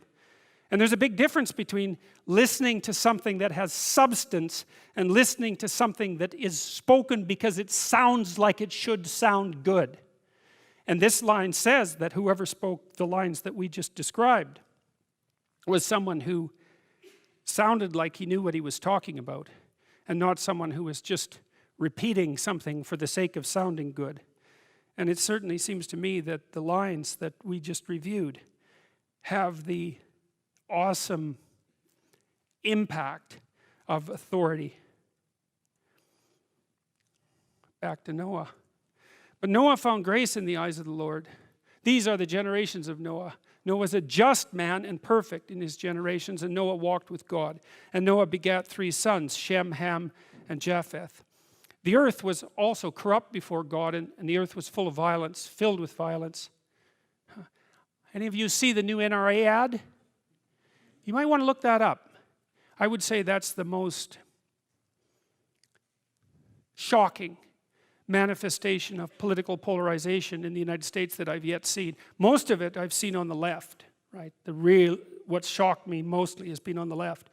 But the new NRA ad, that's a whole new thing. So it's this attractive woman doing a voiceover. She kind of looks like Demi Moore, although she's kind of tough looking. I guess Demi Moore could look tough now and then. And she has contempt on her face. And that's a dangerous thing. And in the background, there's nothing but images of Antifa riots and Berkeley riots and fire and protest. And she's describing that as a conspiracy, essentially, a conspiracy that involves the intellectual elite, including Hollywood, which is named by name. The accusation is that there's a cabal of corrupt intellectuals, let's say, who are bringing the country to its knees, and that it's time to get your goddamn guns. And so look up the ad and see what you think. Because there's lots of people who would be perfectly happy if that was the direction in which we were headed. And one of the things that I'm hoping is that we might be able to talk our way through it. But we're in a situation where every act of individual idiocy will push us one iota closer to the brink. And that'll make the 15% of the population or 30% of the population who would love to see everything degenerate into chaos perfectly happy, because that's their aim. The earth also was corrupt before God, and the earth was filled with violence. And God looked upon the earth, and behold, it was corrupt, for all flesh has corrupted his way upon the earth. And God said unto Noah, the end of all flesh is come before me, for the earth is filled with violence through them, and behold, I will destroy them with the earth. Make thee an ark of gopher wood. Rooms shalt thou make in the ark, and shalt pitch it within and without with pitch. And this is the fashion which thou shalt make of it. The length of the ark shall be 300 cubits, the breadth of it 50 cubits, and the height of it 30 cubits. A window shalt thou make to the ark, and in a cubit shalt thou finish it above. And the door of the ark shalt thou set in the side thereof, with lower, second, and third stories shalt thou make it. And behold, I, even I, do bring a flood of waters upon the earth, to destroy all flesh, wherein is the breath of life, from under heaven, and everything that is in the earth shall die. But with thee I will establish my covenant, and thou shalt come into the ark, thou and thy sons and thy wife and thy sons' wives with thee. That's a fairly optimistic twist on the story, because not only is it Noah, but he gets to save his whole family and down a couple of generations. And so that's a good thing to think about. It's like as things, I had this client, and she had a very hard upbringing, I would say. Not a lot of encouragement, to say the least. Let's say a fair bit of discouragement. And she had a son, and what was really interesting about her in relationship to her son is that all the things that she could have learned to do to him, given her extensive experience with being made as miserable as possible by someone who was hell-bent on bringing her to her knees, she refused to do to her son. Right? She learned the opposite lesson from all her misery and torment, which was not to move that forward down the generations. And so the idea here is that if you walk properly and aim properly and act properly, if you walk with God in the manner that we've been discussing, is that perhaps that isn't only good for you, perhaps it's also the thing that will save your family. And then by implication, perhaps save society. Because that's exactly what happens with Noah, right? First it's him and then it's his family, but everything else goes. And so by saving himself, by acting properly, and by saving his family, he actually saves the world. It's interesting, like the most profound people that I've read who've meditated deeply on the problem, say, of totalitarian catastrophe, and I would put Alexander Solzhenitsyn at the top of that list. His entire corpus, 3 volumes, 700 pages long each, in tiny type, is a long scream about the absolute necessity of individual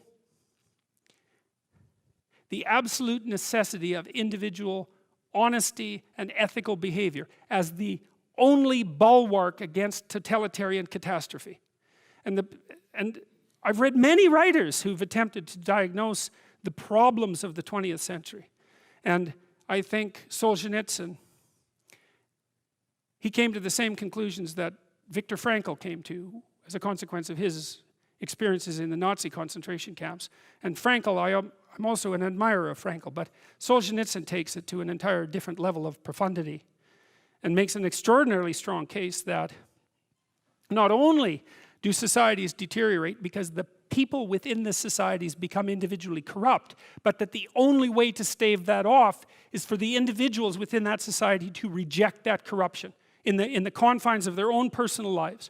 And he tells endless stories of people that he met in the Gulag, in the work camps, in the death camps in the Soviet Union, of people, and this is what he learned, of people who were so incredibly tough that even under conditions, the most possible extreme conditions, there wasn't a chance that they were going to step off that straight and narrow line.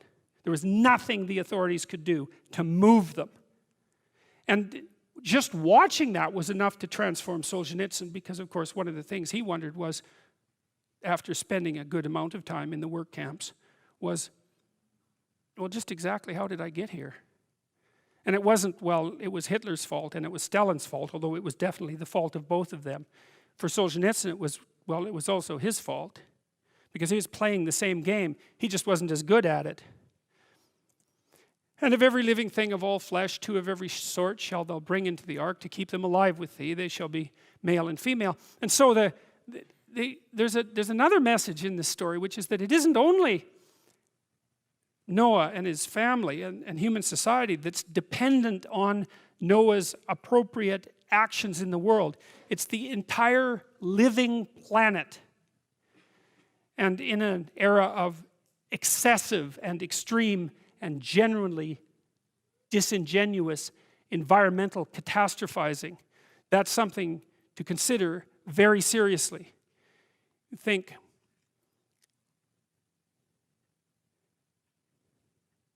perhaps there's nothing better that you can do for everything, all things considered, including those things that are outside the confines of human society, than to get your act together and align yourself properly along all of the dimensions of your being, from the tiniest microcosm to the ultimate macrocosm. And that's the way that all of being is redeemed. That's what the story suggests. And we read it, as cynical modern people. We read it as if it was written by primitive people who thought that it was really the case that someone could build a boat and put 2 of every kind into it and thereby save the world.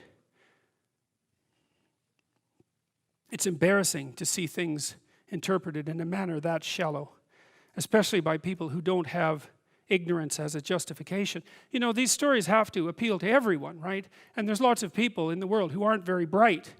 And so they tend to take things concretely, like a child would take things concretely if you read them a story. And this story can be taken concretely. But it has to be, because these stories have to be for everyone. But if you're sophisticated, that doesn't mean that you should dismiss it as if it's written for a child. It's maybe you have the obligation to look a bit deeper and think for a moment that it wouldn't have been conserved for these many thousands of years if there wasn't something more to it than a casual intellectual dismissal would indicate. And take thou unto thee of all food that is eaten, and thou shalt gather it to thee, and it shall be food for thee and for them. Thus did Noah, according to all that God commanded him, so did he. And the Lord said unto Noah, Come thou and all thy house into the ark, for thee I have seen righteous before me in this generation. Of every clean beast thou shalt take to thee by 7s, the male and his female, and of beasts that are clean, but not clean, by 2, the male and his female, and of fowls also of the air by 7s, the male and the female, to keep seed alive upon the face of all the earth. For yet 7 days I will cause it to rain upon the earth, 40 days and 40 nights, and every living substance that I have made will I destroy from off the face of the earth. And Noah did according unto all that the Lord commanded him. And Noah was 600 years old when the flood of waters was upon the earth. And Noah went in, and his sons and his wife and his sons' wives with him into the ark, because of the waters of the flood, of clean beasts and of beasts that are not clean, and of fowls and of everything that creepeth upon the earth. They went in 2 and 2 unto Noah into the ark, the male and the female, as God had commanded Noah. And it came to pass after 7 days that the waters of the flood were upon the earth. In the 600th year of Noah's life, in the 2nd month, the 17th day of the month, the same day, were all the fountains of the great deep broken up, and the windows of heaven were opened, and the rain was upon the earth 40 days and 40 nights. In the selfsame day entered Noah and Shem and Ham and Japheth, the sons of Noah, and Noah's wife, and the 3 wives of his sons with them, into the ark. They and every beast after his kind, and all of the cattle after their kind, and every creeping thing that creepeth upon the earth after his kind, and every fowl after his kind, every bird of every sort. And they went unto Noah into the ark, 2 and 2 of all flesh, wherein is the breath of life.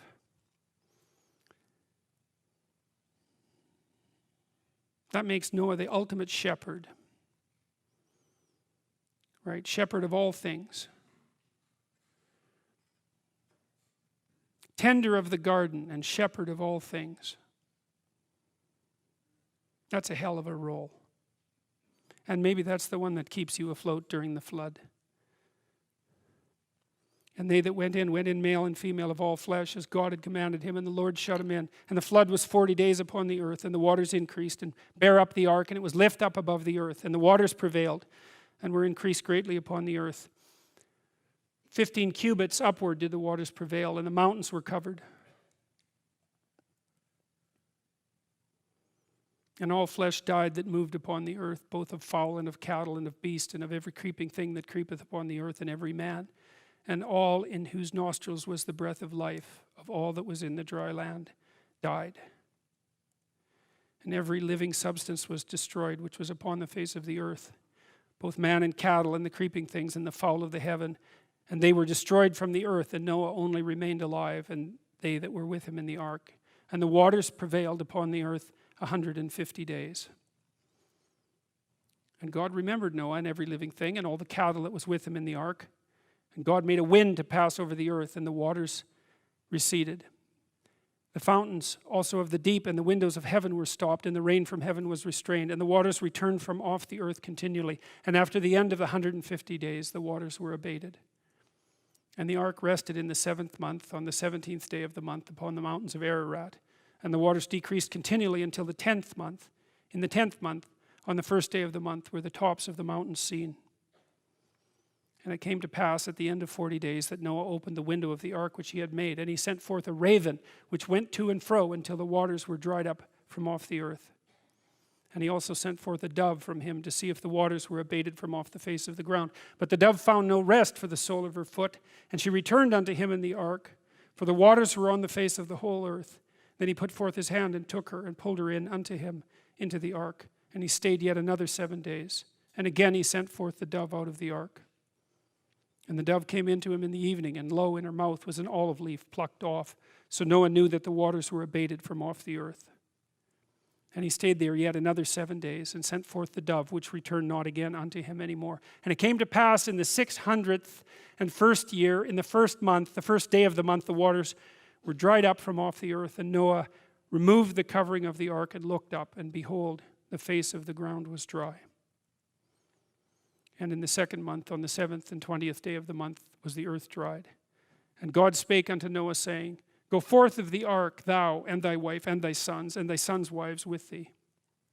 Bring forth with thee every living thing that is with thee, of all flesh, both of fowl and of cattle, and of every creeping thing that creepeth upon the earth, that they may breed abundantly in the earth, and be fruitful, and multiply upon the earth. And Noah went forth, and his sons, and his wife, and his sons' wives with him, every beast, creeping thing, every fowl, and whatsoever creepeth upon the earth after their kinds went forth out of the ark. And Noah builded an altar unto the Lord, and took of every clean beast and of every clean fowl, and offered burnt offerings on the altar. Immediate return to the sacrificial motif. And the Lord smelled a sweet savor, and that's Noah's proper sacrifice. And the Lord said into his heart, I will not again curse the ground any more for man's sake, for the imagination of man's heart is evil from his youth. Neither will I again smite any more every living thing, as I have done, while the earth remaineth, seed time and harvest, and cold and heat, and summer and winter, and day and night shall not cease. And God blessed Noah and his sons, and said unto them, Be fruitful and multiply, and replenish the earth. And the fear of you and the dread of you shall be upon every beast of the earth, and upon every fowl of the air, upon all that moveth upon the earth, upon all the fishes of the sea. Into your hand are they delivered.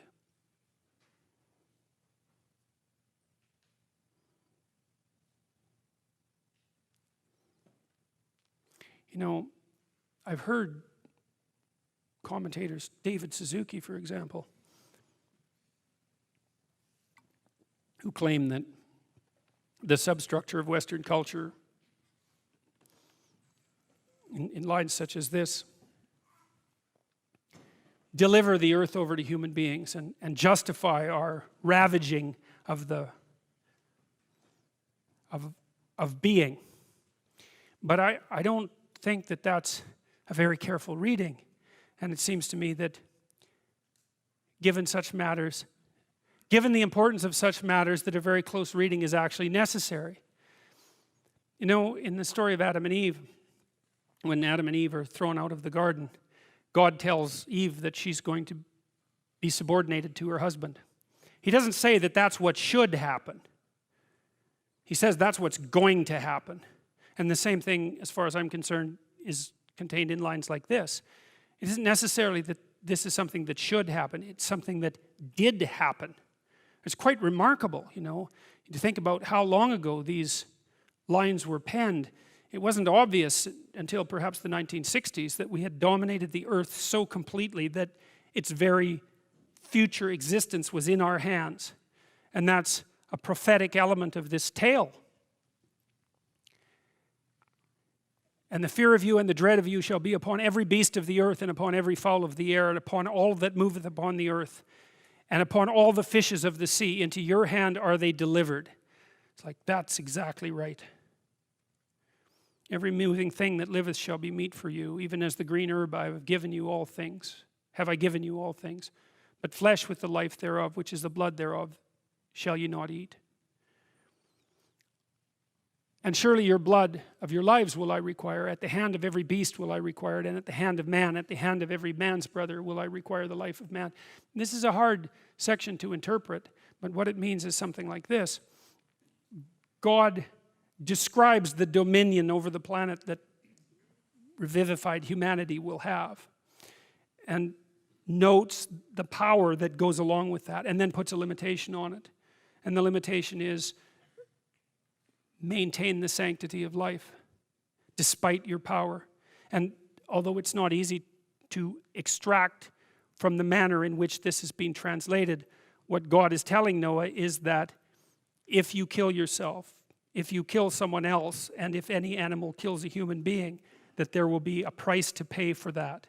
So there's an opportunity, which is that the descendants of Noah can dominate the earth, but there's a moral limitation placed on that, which is nonetheless life itself is to be regarded as sanctified and sacred.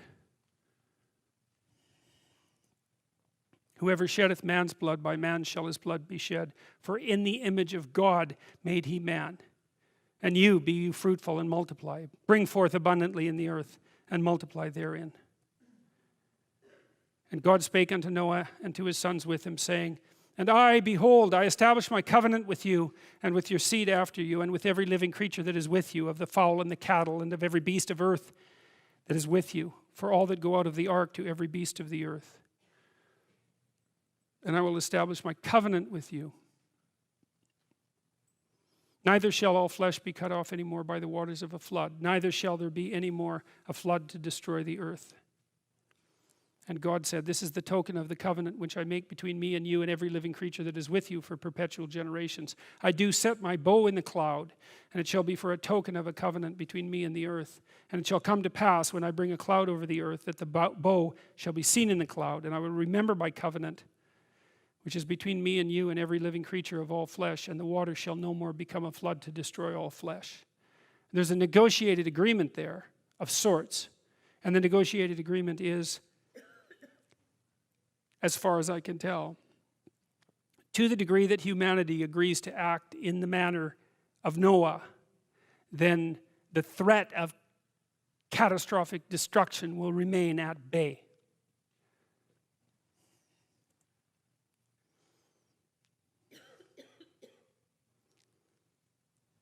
And the bow shall be in the cloud, and I will look upon it, that I may remember the everlasting covenant between God and every living creature of all flesh that is upon the earth. And God said unto Noah, This is the token of the covenant which I have established between me and all flesh that is upon the earth.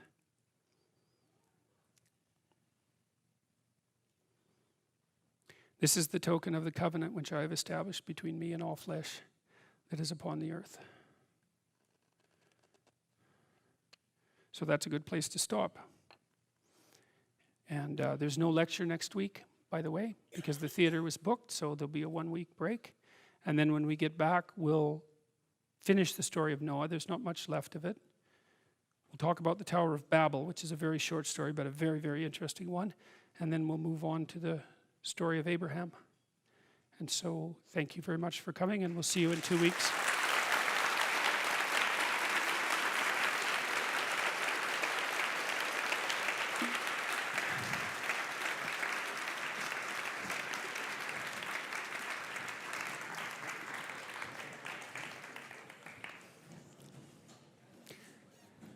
Now, is the person who has the notification for the meetup after this here, and do they have the notification? Okay, because if you give that to me this time, I'll remember to read it before everyone leaves. So, do you want to start? Yeah. Okay, so let's see if the mic is working, because lots of people will listen to this question, and so. Yes. Okay.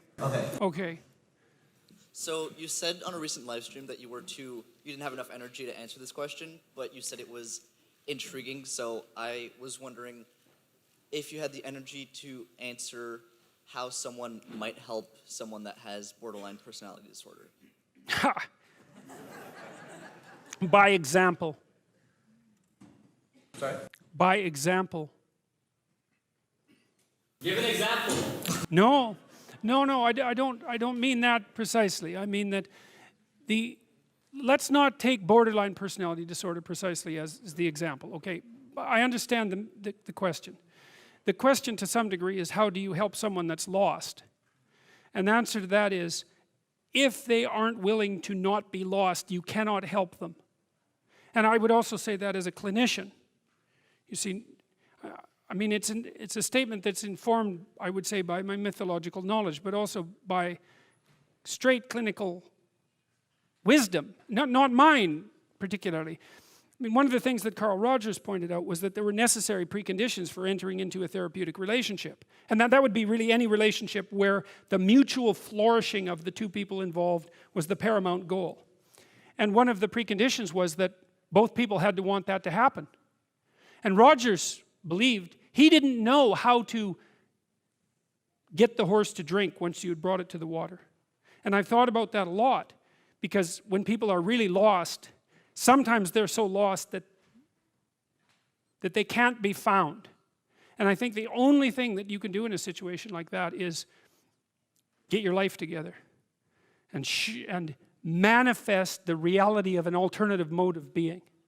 That's what you've got. And so that's the only way I know of to solve an intractable problem. And I would say the reason that I went down that direction with regards to borderline personality disorder is because it's one of the most serious of the personality disorders, very difficult to treat. And so I'll generalize from that to situations that are very difficult to deal with. And you know, there's a statement too, and this has nothing to do with borderline personality disorder per se. There's a statement in the New Testament that's really vicious. In fact, there's a number of them, but this is a particularly vicious one.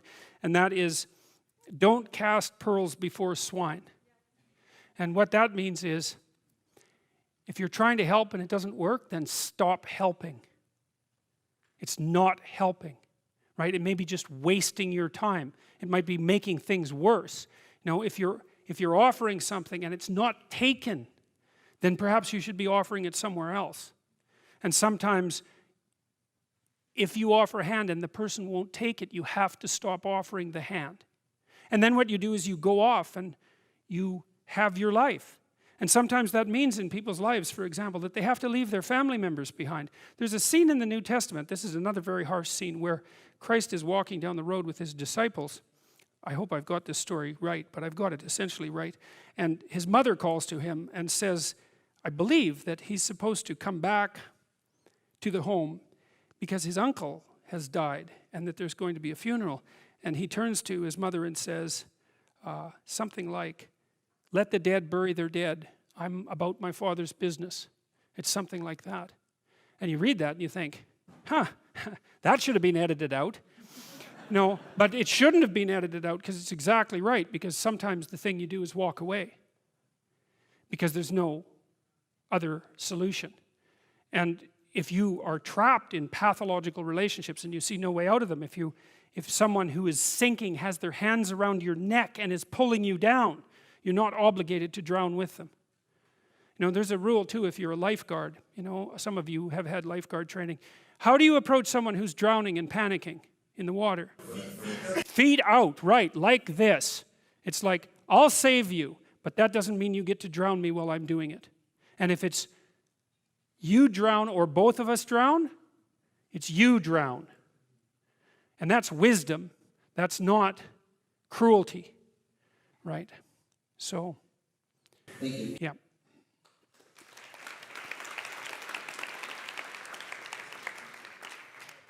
I had a couple of questions about dialogue and engaging in dialogue with people. So the first issue that I face is I have a very high need for intellectual stimulation, and I can't get that with most people. It's something like you can have a dialogue for a time, but then It's high trait openness. yeah. Yeah. And but then they sort of run out of ideas, and they can't keep up, and it sort of falls apart. And I think this is a problem that intellectuals have quite frequently, is that they sort of, once they start reading difficult and rewarding stuff, they stop wanting to talk to regular people, and I think that contributes to the disconnect that you see between intellectuals and working class people and stuff like that. And the other question I had was about... Okay, wait, I don't know if that's a question. I mean, I believe there's a question in there, but The question is, how should we address that? How should I address it? And is that something that can be addressed? Well, part of the answer to that is that's what the universities were for. I mean, you know, not everybody is equipped to or interested in engaging in high-level discussion of abstract and creative ideas. You know, you hear this idea that everyone's creative. That's a lie. It's as straightforward as that. True creativity is very, very rare. And if you happen to be a creative person, or if you happen to be someone who's profoundly interested in ideas, you are in a pronounced minority, just as you are if you happen to be extremely extroverted or extremely agreeable or extremely conscientious. These are minority issues, and what you do is you find like-minded people who are capable of engaging that. You know, heavyweight weightlifters compete with heavyweight weightlifters for a reason, and everyone thinks that's fine. And the same thing applies to intellectual and creative endeavors. So what you do is you try to find a community where that's the nature of the community, and you likely have to find a relationship like that as well. You know, so We do the siloing off. I don't think so. I think what contributes to the siloing is the arrogance that goes along with it. Because if you can be interested in ideas and you can be creative. Well, that's the arrogance of the intellect, right? That's the thing the Catholic Church had warned about for centuries, is the arrogance of the intellect. So, because if you're wise as well as smart, and there is no relationship between being smart and being wise, they are not the same thing. There's no quick pathway from smart to wise. And many of the people who I've known who were very wise some of them were intellectually impaired and were still wise, you know. So it's the arrogance that brings up the block. And I see this, for example, happening in the United States in particular, because the last time I went down there, for example, I had friends down there, and some of those friends are very, very smart people, and some of them were talking about the Trump voters, and they were talking about the Trump voters with contempt. And I thought, you better watch that, because that's 50% of the damn population. And it might be convenient to think that they're stupid and beneath you, but it's not conducive to a civil state, and there's no evidence that it's true, because there isn't a straight line between intelligent and wise. And so I think that if your character is developed and you're intelligent, you can have your siloed creative community, but you develop enough wisdom so that you can see all the things that people can do that are of high ethical utility that are outside the intellectual domain. You know, and I think that's why in the New Testament, I think that's why Christ is a carpenter. Right? Because, well, first of all, a carpenter is one of those jobs that when you're dishonest, it manifests itself immediately, because what you build falls down. And so if you're an honest carpenter, you build a good house. So there's a nice metaphor there. But it's also a warning, in some sense, against the equation of intellectual brilliance with moral superiority. And so if the intellects would drop their moral superiority, and fat chance there is of that, then the divide between the working class, say, and the elite would resolve. And there's every reason to have respect for decent working class people. I mean, it's on their labor, as the left-wingers at least hypothetically agree, that the entire edifice of the culture is resting. So you can have your cake and eat it too, but you have to not assume that your niche makes you superior. And it's very difficult for smart people, especially smart. There's this scene in Nietzsche's, it's in Thus Spake Zarathustra, where Zarathustra, the prophet, comes down from the mountain, and he comes into a public square, and there's this crowd around this little midget who's only about this high, who has a gigantic ear, and everyone is marveling at him. Well, that's what the modern intellect is like. It's a midget with a giant, well, mouth generally, not an ear. And the being is underdeveloped, but the intellect is hyper activated. And it makes the person extraordinarily unbalanced. And it's partly because they can't compete outside the intellectual realm. And that makes them very bitter, because they tend to think, well, God, I'm so smart, everything should just come to me. It's like, sorry, that's not how the world works. And it also, that attitude is immediately evident to people that they're talking to when they talk in the manner that they talk, if they are arrogant intellectuals of that sort. You see that in, The Simpsons did a good job of that with Comic Book Guy, right? I mean, he completely useless in every possible dimension with an IQ of about 160. And it's very annoying to people who have an IQ of 160 that they can also be completely useless. But it happens a lot, so, yeah.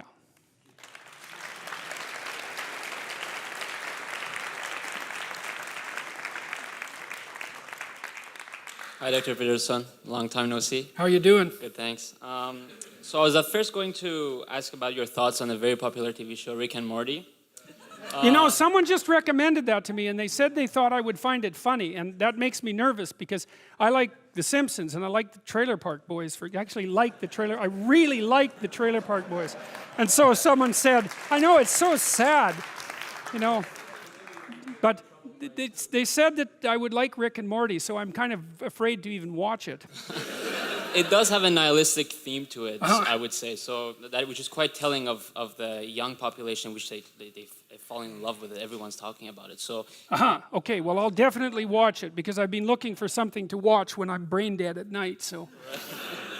But I decided to tailor my question from a different angle, if I may. And it's about the case that governments, let's say, such as Russia and Iran, or even in more extreme cases like ISIS, they do not want to conform to the nihilistic aspects of the West. And as a result, they've taken an anti-Western approach. As someone with a Middle Eastern background, I've been trying to figure out where the origins of this hostility, more precisely, comes from, and why things are the way they are.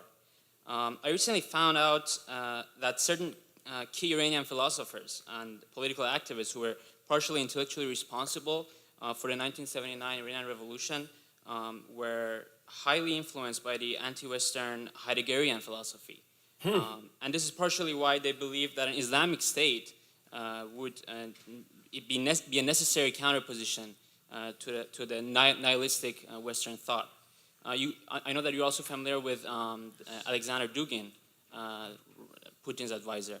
Yes, except Dugin doesn't really seem to have a coherent answer.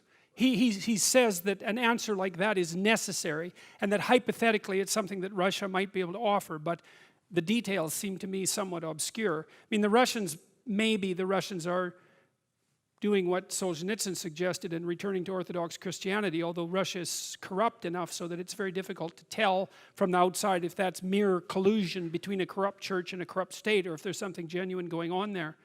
Now, you know, I would say there's a question under your question, which is tyranny or nihilism?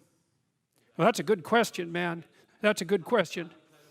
Well, lots of people would pick tyranny over nihilism.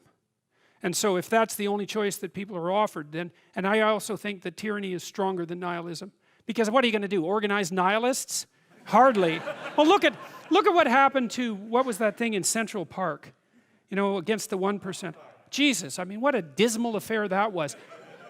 We'd like things to be different. How? Well, we don't know. It's like...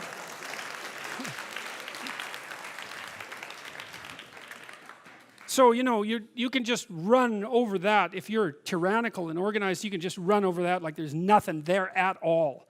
And I think there is a danger, and I do think that we're enticing the Islamo-fascists, let's say, by our nihilistic weakness. And I think more than that, I think that we're doing something more than that, because one of the things that I've been curious about, and I'm going way out on a limb here, is I've been really interested in the alliance between the neo-Marxist nihilists, especially, or the neo-Marxist postmodernists, especially the feminists, and the Islamo-fascists. I just don't get that. It's like there's something very, very interesting going on there. And I think part of it is that when you drift too far into the nihilistic substructure, there's a huge call for tyrannical order that manifests itself unconsciously. And so that's the dynamic that I see playing out in that peculiar relationship between the modern neo-Marxist feminists and the Islamo-fascists. Do you think Heidegger has a role in any shape or form? Because that is... I don't know. That's very interesting. That's a very interesting idea that you brought to mind. I had no idea that there was a relationship between Heidegger and what happened in Iran in the 1970s. If you could send me a citation about that or something to read, I'd be very interested in doing that. So, okay. Yep.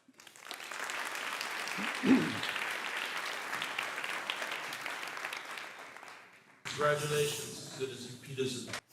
Thank you. You gave a talk at the University of... That's the closest thing I think I'll experience to Arnold Schwarzenegger actually delivering that line. I've got a mind for victory at 18-inch bicep. That plays into my question. You gave a talk at the University of British Columbia back in April I believe, titled The Left-Wing Case for Free Speech. Yeah. And in this talk, you expounded on the concept known as the Ross-Pareto distribution. The Pareto distribution, yeah. Not Ross, but yeah.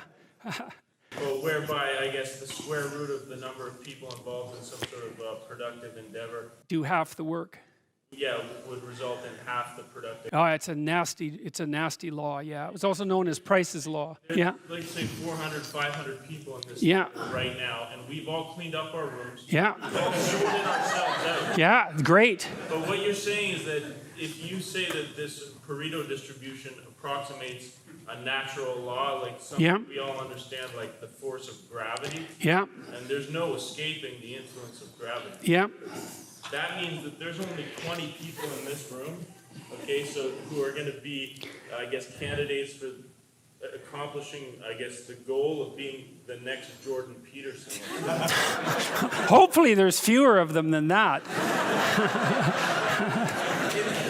Okay, two things. The first is it isn't obvious what the population would be that you would compare this population to, right? Because you could say, well, the boundary is the 400 people in this room, but it isn't necessarily the case. The 400 people in this room might be the square root of the broader population who are interested in this sort of thing. But with the Pareto distribution, what you also see is that it's self-similar. And so let's say there's 400 people doing something, 20 of them are doing half the work. But if you take those 20, 4 of them are doing half the work of the 20, and 1 of the 4 is doing half the work of the 4. And so so why am I telling you that? Well, first of all, it isn't that there isn't useful work to be done at multiple slices of the Pareto distribution, but the other thing is, it's also the case that there's not only one Pareto distribution. Right, because you might say, well, if it's just the square root of the number of people in a domain that are doing half the work, then, what do you do with the rest of the people? And the answer to that might be, well, they're in a different Pareto distribution as well, where they're doing something productive. So It's just a consequence of, you had identified it, how successful or effective the competence hierarchy is? well, I think it's a good question. Like, we don't exactly so the basic rule is, the basic rule is, for example, if you take 100 scientists in a given domain, 10 of them will have published half the papers. And this works with everything. It works with every creative domain. The rule applies. So now the question is why, and I think the answer to that seems to be, and I've watched people who've become spectacularly successful, and what happens is that 0 is a really bad place to be, right? It's really hard to get out of 0. And that's often why people are trapped in poverty. Because if you have nothing, getting to something is virtually impossible. Once you have something, getting to a little more of something is actually quite a bit easier. And so what seems to happen, this is also called the Matthew principle, right? It's the same principle, so that's a New Testament citation, let's say. The Matthew principle is, to those who have everything, more will be given. From those who have nothing, everything will be taken. That's another one of those lines in the New Testament that you'd think that a good editor would have just got rid of. So, but I think what it is that every time you make a step forward, the probability that you'll be able to take the next step forward increases. And it seems to increase in a nonlinear way. So the world that the Matthew principle describes is nonlinear. So you might say, well, what's your trajectory if you're moving upward? Well, it's not this. It's this. What's your trajectory if you're moving downward? It's not this. It's this, right? You fall, you plummet. You rise, you transcend. It's something like that. And you might say, well, that's a hell of a world, but whatever. It has to be run by some principle, and that's the principle that it appears to be run by. You identify yourself as a pragmatist on several occasions? Yes. Does that mean that, just do whatever works without regards for any other? No, it doesn't mean that at all. What it means is that every truth claim you make, including those that are implicit in your actions, carries with it an ethic that justifies or doesn't justify the action. So for example, let's say I have a tool and I say it's an axe, and I go out in the forest and I try to cut down a tree with it, and it doesn't work. It's not an axe. It's something else. And so there's a good book on pragmatism called The Metaphysical Club, A History of American Ideas. It's one I would really recommend. And what the pragmatists, I can't give you a full answer because this is such a complicated issue, but what the pragmatists were wrestling with back in the late 1800s, this was William James and his crew in Boston, including a philosopher named C.S. Peirce, who was perhaps America's greatest philosopher. They were wrestling with the same issue that the postmodernists would wrestle with 100 years later, which is things are indefinitely complex and we're not very bright. So how is it that we can make claims to truth about anything? And what their hypothesis essentially is that with every action and with every truth claim, you simultaneously demarcate a territory within which that claim is valid. And you determine whether the claim is valid by noting whether your prediction about the outcome of your action or your belief is commensurate, is in keeping with. If the outcome is in keeping with the prediction, then what you've said or done is true or good enough. And that's as good as you get. And so that's the pragmatic perspective. And then when the pragmatists encountered Charles Darwin's works, they immediately recognized that Darwin had generated a pragmatic solution to the problem of the impossibility of being. The impossibility of being is this: there's way more cosmos than there is you. You are going to die. You cannot generate a sufficient solution to the problem of your being. No one can. Nothing can. It's like the environment is a snake that moves unpredictably across time and you're trying to stay on its back. Well, how does the Darwinian process deal with that? It produces infinite variance, roughly speaking, almost all of which die. And that's how it solves the problem across time. And the things that exist, the things that stay alive, are true enough. And that's the best you get. That's the argument I was trying to have with Sam Harris. Because Harris doesn't take his evolutionary theory seriously enough. But we kept getting bogged down. Anyways, that's the best answer. Well, I'd like to agree with that, but it's not true. And you find that it works if you be somewhat deceitful in your speech. Yeah. You know, like cunning or Yeah. like subtle. Yeah. And it's not forthright and it's not steadfast and it's not based on some sort of truth that you know. Yeah. Would that mean it's true in the sense that a pragmatist says it's true? Or you're only talking about like scientific truths about the... You really do like to ask hard questions, don't you? I think it depends. See, this is also why I like the Piagetian take, let's say, on pragmatism, because I think that pragmatism as a philosophy has the limitation that you just described, but only if you think about the games as limited. If you have to play the game in an iterative way, then that issue resolves itself. And the game theorists have done a good job of mapping that out. It's like, you could say, let's say, pragmatically speaking, there's no reason I shouldn't deceive you once if I can get what I want. It's yeah, except that I'm probably not only going to interact with you once, I'm going to interact with you a lot. And even if it isn't you that I interact with, it's going to be a bunch of beings that are so much like you that it might as well be you. It's going to be me, if nothing else. And so the pragmatic game stretched across time would include the necessity of iterability in relationship to the validations of the truth claims. That's how it looks to me. So when you deny the I'm gonna stop you. If say that again. well, you've denied on several occasions that you're not a rhetorician. Yes. Is that like you're good at rhetoric? Yes. You're like very good. Thank you. You're a rhetorician. Yes, but that's not all I am.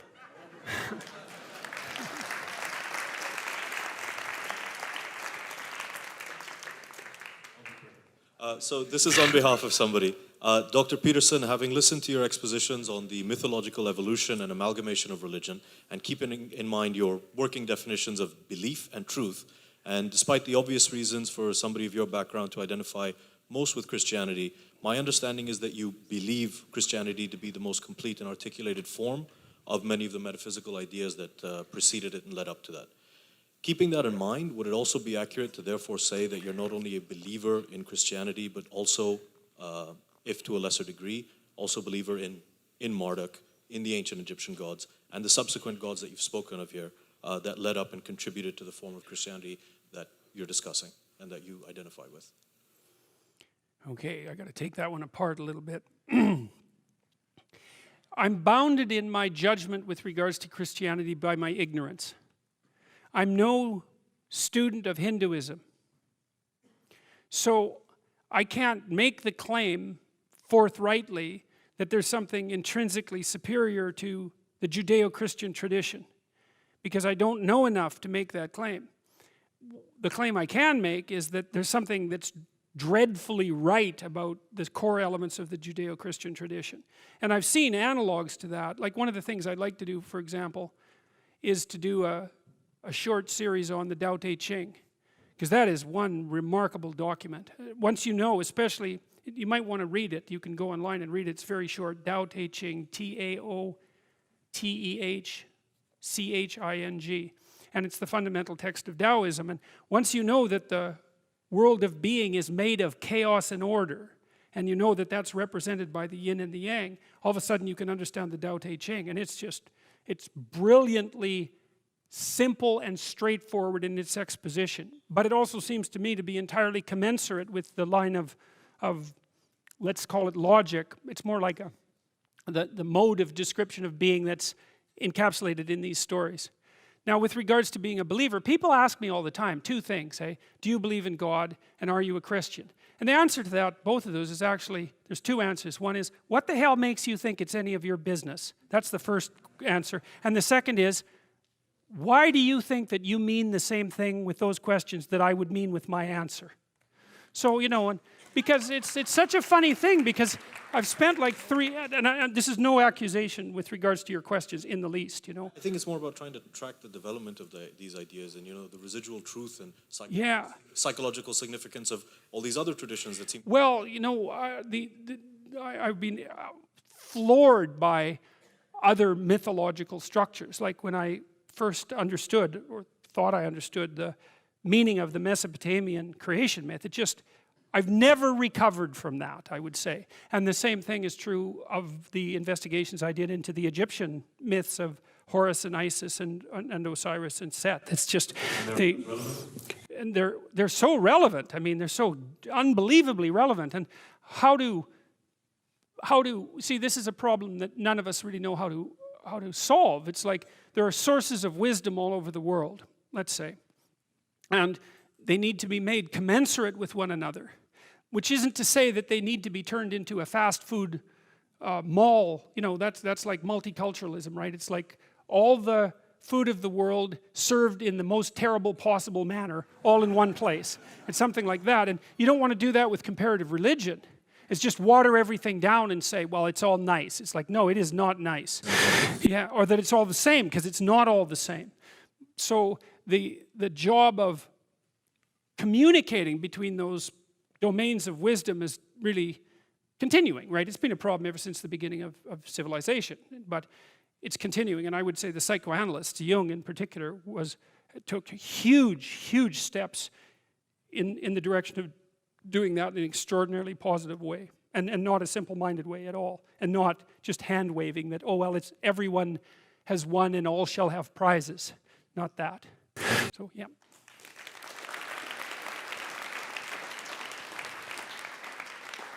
Last question.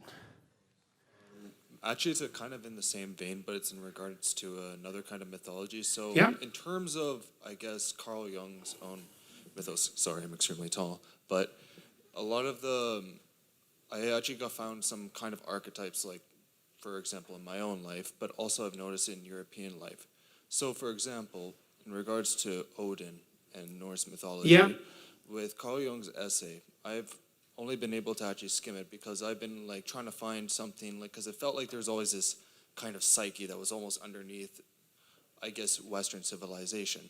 And we see it really like embodied in this specific figure, this deity, the wanderer, the knowledge gatherer, the seeker, but he's also a war god. He's all these different aspects that are an accumulation of what seems to be something that's distinctly Western. Mm-hmm.